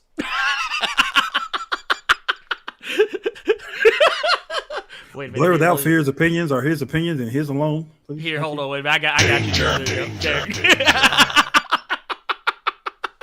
There you go. There you go. Let's see. Taz says, "Is it true the cartoon did damage him for many?" I don't look. It says, I don't look at that one. Question. That's a statement. Oh, yes, yes, more of a statement. Talking to people in the chat. Oh, gotcha. Yeah, well, I'll read it anyway because I was already halfway through it. But he said, I don't look at that one calling him on the crap that he's done in the comics, abandoning Maddie and his newborn, which is basically what I said. Yeah, I agree, 1,000% on that. But I think for the normies, for the casuals, I think it did. Because honestly, whenever people bring up how shitty Cyclops is, they never bring up those things. They just bring up the cartoon. Most of the people I see shitting on Cyclops, they're always referencing the cartoon. Everything is a reference to the cartoon. Do you think Cyclops is comparable to Batman in leadership skills, or is he, I guess not? No, honestly, I think Batman's a good leader, but the thing about Batman is he doesn't tell people shit. He keeps people in the dark on things. Cyclops doesn't do that. Cyclops is a leader's leader. He's the guy, like, honestly, say what you will about other characters. There are only two, and I said this in my video, there's only two leaders of the X-Men who I would follow if I were a mutant who had powers that could do what the X-Men do. There are only two mutants who I would follow into the fire. Actually, make it three. But the two on the top of the list will be Cyclops and Storm. And not in that order. Just those would be the first two. Like if Storm said, hey, we got to do this. The fate of the world is on the line. I would follow her into the lightning storm. If Cyclops told me, hey, look, everything is riding on this. Juggernaut saying Cyclops doesn't need prep time. that is also true. That is also true. Cyclops does not need prep time to fuck somebody up. He can, yeah. So I was going to say, yeah, I most definitely would not follow Scott Summers, because if this new story stuff going on with the X-Men currently, I think that just proves that Scott Summers is a snitch. So I wouldn't follow a snitch. I wouldn't follow Batman's ass either. So honestly, I would follow Gambit before I follow Scott Summers. Anyway, wait. You mean the dude that led Sinister to the Morlock tunnels? I would learn a trade. I would learn a trade with Remy LeBeau. No matter if it's stealing shit, I would learn a trade. I'm not finna snitch. And now I'm having my entire race even more scrutinized than we were before. Scott Summers a whole snitch out here. So no, I'm following Storm, and if not Storm, Bishop. If not Bishop, I was gonna say Bishop or Magneto. Maybe. He said Magneto. Magneto, but see, Magneto, that dude's fiery, man. You know Magneto, like Cyclops, if he's going to lead you into something, he's going to be in the shit with you. He's not going to be back there like Xavier sitting back in the chair talking about, to me, my X-Men, and he 10 yards back away from the fight. But I don't care about the snitching thing, because honestly, if he wouldn't have said anything, Orcus would have said it first. And they would have been in the same boat regardless. At least this way, mutants now have plausible deniability. They look like they actually revealed it themselves, as opposed to Orcus being like, hey, guess what? Throwing one of them Republican Fox News attack ads out there talking about some, did you know? And then, like, they literally show the eggs and everything, and Cyclops coming out like, huh? What's going on? And like, mutants can be resurrected, and they've been hiding this technology from you forever. Like, no, fuck that shit. He did the right thing.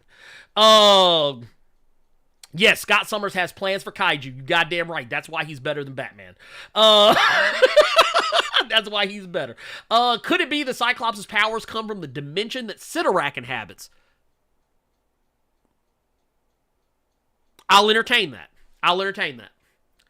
I do agree with. I do think Keith Petty. Yes, I do think he is better. I think Cyclops is a better leader than Batman. He's a more efficient leader than Batman, because Batman lies and he keeps shit to himself. Dark Knight's Metal is a perfect example why Batman is not a good leader. He might inspire people, but he'll never inspire people the way that Cyclops can. Because Cyclops will have you on some Captain America shit. He'll have you ready to storm the beach of Normandy. With them speeches. On some Commander Shepard shit. Do you think we'll see Joe Fixit in the MCU? Yes, at some point. Not right away, though. I think we'll see other versions of Hulk first, but I think Joe Fixit isn't far off. Let's see here.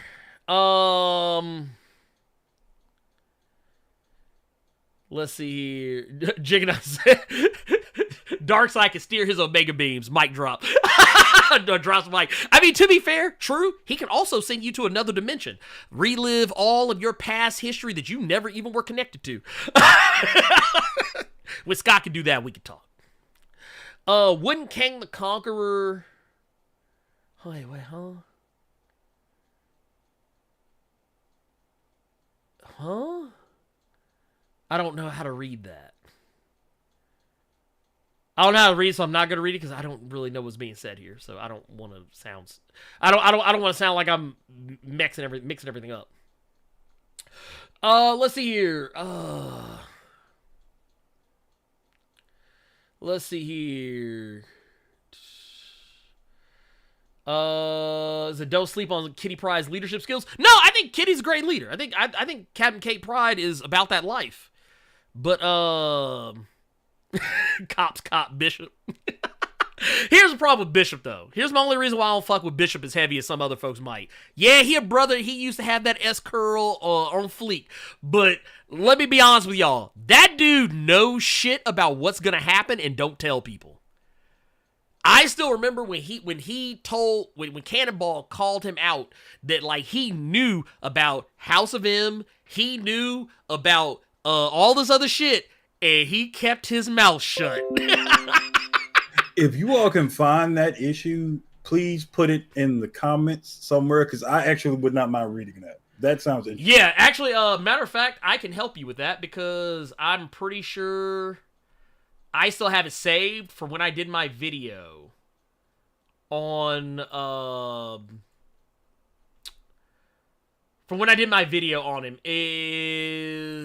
I'd have to dig, but I'm pretty sure I got it somewhere. I can't remember exactly. It was Endangered Species. It was during Endangered Species #1. Endangered Species #1 is when it happened.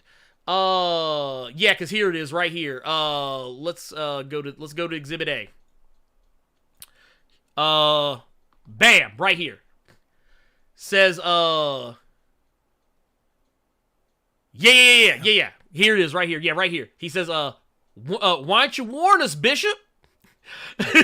Just asking. How come you didn't tell us what was coming? Something as big as this? I guess they'd still be talking about it in your time, right?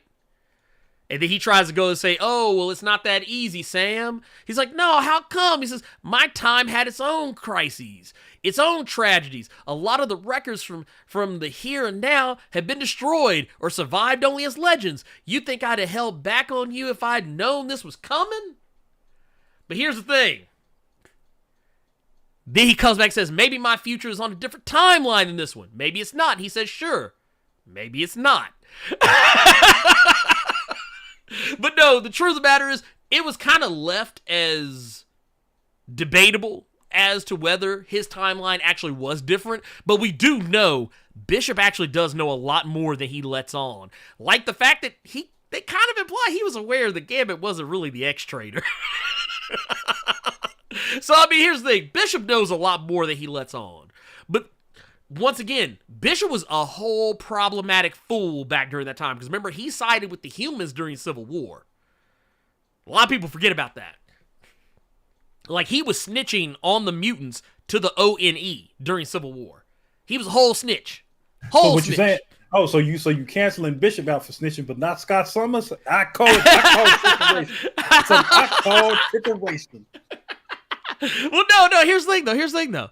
Yeah, Scott snitched. He snitched. But, I mean, let's be real. They were going to have to say it eventually. It's been 3 years. Time. I hate that that's where comics are now. There's something as small as 3 years. It's been a minute. Because you're not the first person who said that. Another friend of ours was like, bro, I'm tired of this Krakoa stuff. It ain't even been that long. Man, I'm tired of this stuff. I'm like, it's been 3 years. It's been 2019. People really do not want these long stories anymore. That's crazy to me. Which, is funny because I remember people complaining that Jonathan Hickman, they felt that he left X-Men too soon. There are people who felt he left too soon. But here's the thing. You're not going to get... That. Yeah, I mean, to be fair, he did leave too soon because he didn't finish all his shit. But you're not going to get those Dan Slott epic runs anymore where you're on Spider-Man for like 10 years. Jason Aaron, you're on Thor for like 7, 8, almost 9 years or whatever. You're not going to get those anymore because people just don't stay on stuff that long. And yeah, it just is what it is. But I do think that from a narrative perspective, considering everything that's going on, especially everything that's about to come up, it had to come out eventually. And honestly, it'd have been even worse if the Eternals would have aired them out for it. Let alone Orcus. And here's another thing too, what a lot of people aren't taking into consideration. Orcus has known for almost a year. Orcus has known that mutants can resurrect for a long time, and they haven't said anything yet. They were holding on to it. They were waiting to use that shit like the Ace of Spades, and Scott beat him to it.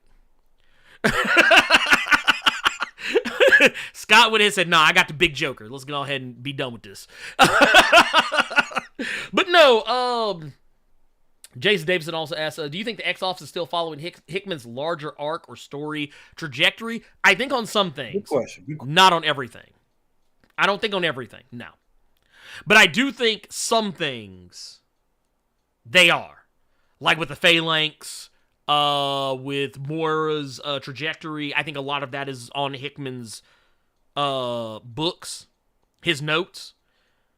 I think some other things are being mixed up, though. They're doing their own. I think they're doing their own thing at the same time. You're getting a mix of the old with the new, I think, in a lot of it.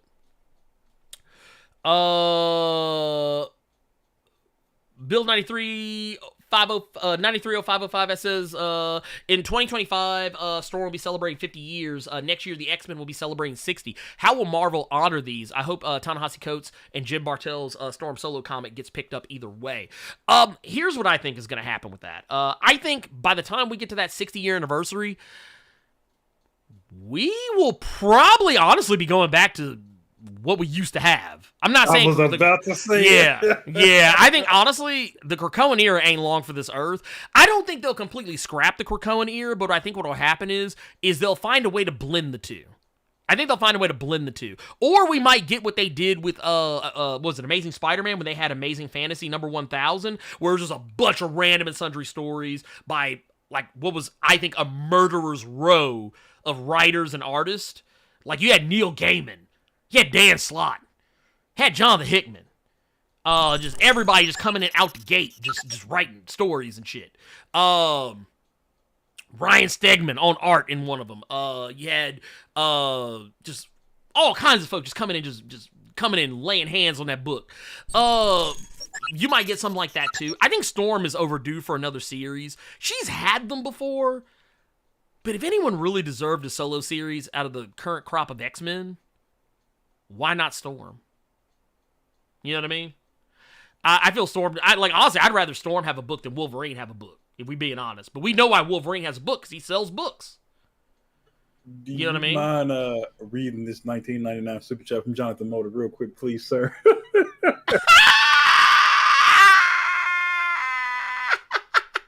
Jonathan Motor coming in hot with the 1999...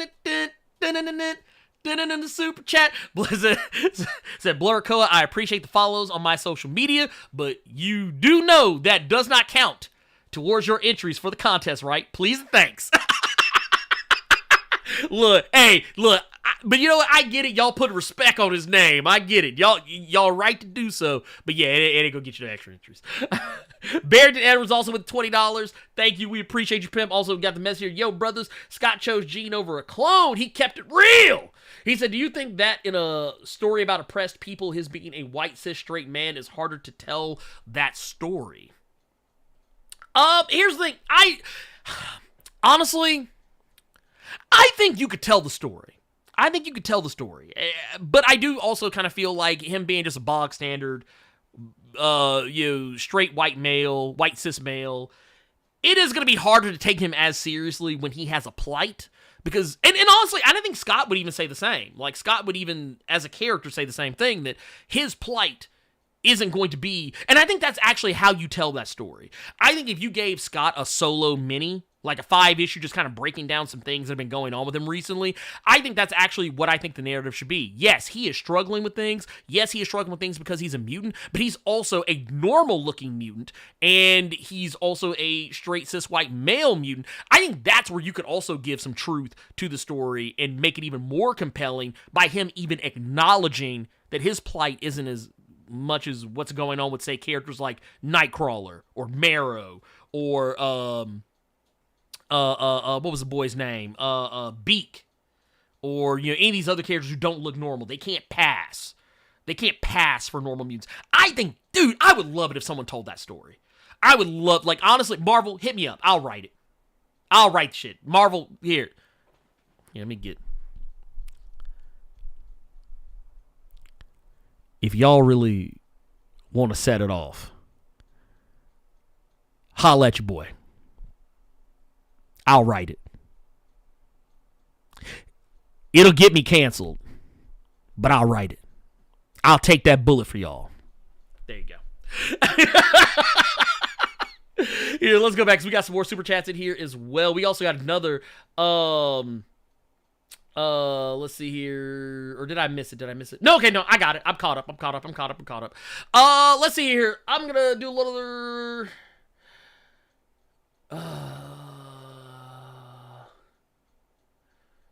Let's see here. Okay. Let's see here. Roybat said a Morlock series. I wouldn't be against that. I would not be against it. It's actually kind of what I thought we were going to be getting with Sabretooth and the Exiles. But I think Sabretooth and the Exiles is just going to be more Sabretooth, but just as a team book. As opposed to just being a solo title with just his name on it. Because, honestly, all those other characters were in the book just as much as he was. Oya, Necra, and Madison Jeffries, Third Eye, and all them. They was in the book just as much as he was. Damn near. But, yeah.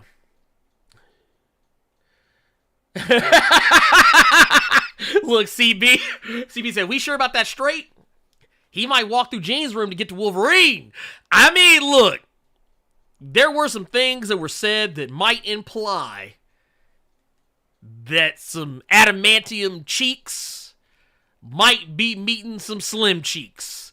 But I cannot confirm nor deny. Trembledust says, question, would y'all follow Exodus as leader? No, I would never.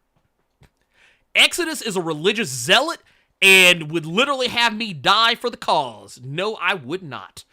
Not like that, because he's such a religious zealot, I wouldn't want to follow him anywhere, because he would be misguided on why he's doing what he's doing. I feel other characters are way better at empathizing with their teammates. And I think that's what makes a strong leader. It's kind of like what we talked about earlier with the Thunderbolts. Remember I said earlier that, there was rumors that Yelena is going to be the leader of the Thunderbolts when the movie comes out. But I said I could actually see it if they did it where U.S. Agent is the leader, but everyone defers to Yelena. That's what I'm talking about. Like, when you can be the leader where not only do the people... Like, you are the leader. You're not just the leader in name only, but the people actually hear what you say and they go, yeah, we're doing this. Like, go back to the house, even just House of X, as recent as House of X, a suicide mission. Cyclops had them folks gassed up and ready to throw down. He had them folks gassed up and ready to go into a place knowing good and hell well there was no coming back. Now, granted, we didn't know at the time they could be resurrected. But the point of the matter is, they did it anyway. I'm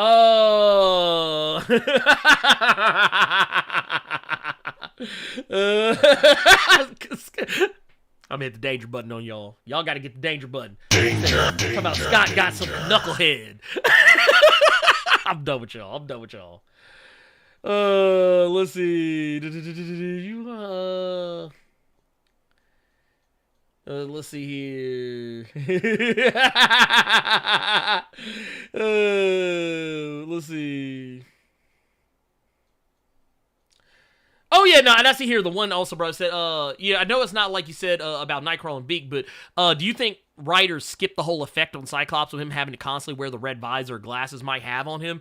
I mean, yeah, because he sees the world through a constant shade of red. Kind of like with Daredevil. Yeah, Daredevil doesn't see the world, because he's blind, but he doesn't see the world the way normal people do, even with his sonar powers.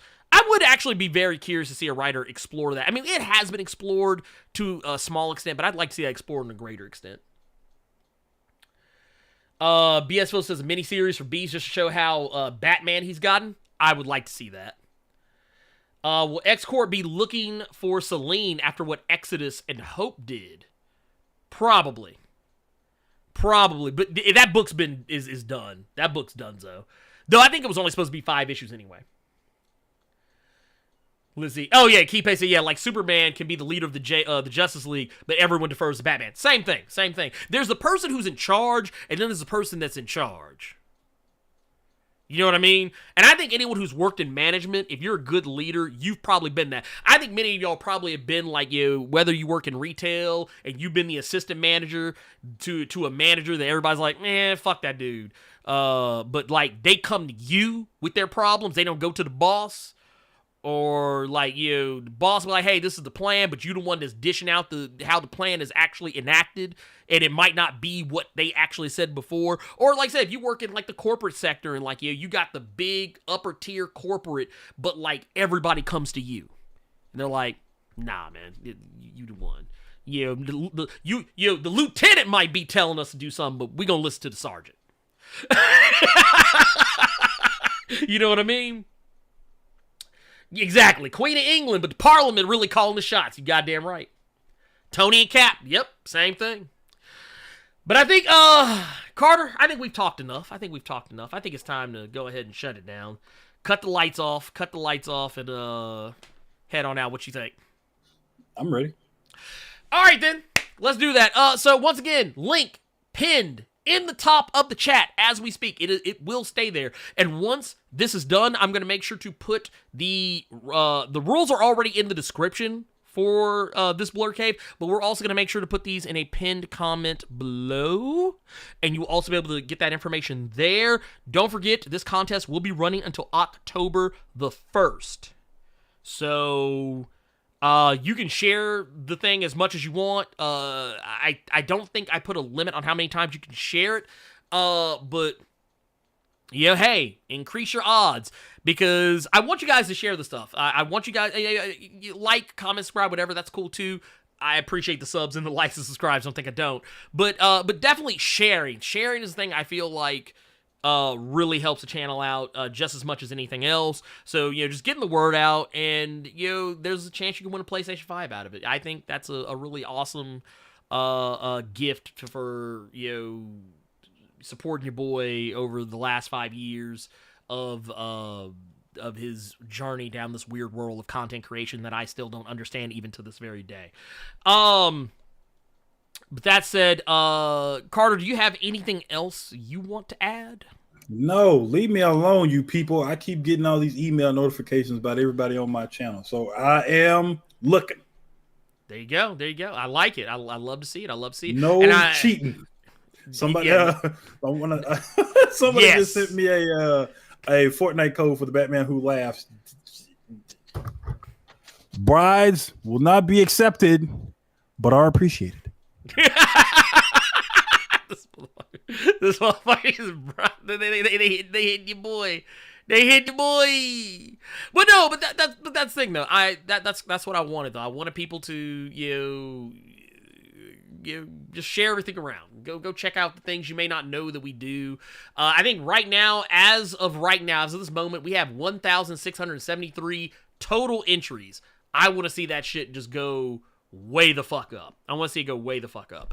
But that said, thank you guys so much for tuning in. If you are a patron or channel member, the top 5 comics of the week will be coming out sometime later today or first thing in the morning tomorrow. Also, if you want to go back and listen to this in podcast format, or you want to listen to more future shows in podcast format, make sure go check out the Spotify. Go check out the Spotify. I believe I have the link in the description. If not, I will make sure to put it in there after this is over. Go and check that out there. Save it on Spotify. If you don't want to use Spotify, you can find us on Apple, Google, pretty much anywhere that you can listen to a podcast. You can find us on that platform. So please go do that. Go check it out. Go do all the awesome stuff with that. And in the meantime, for Blerd Koa, for Carter Presents, I'm the Blerd Without Fear. And David Zaslav, you can go to hell. Bye!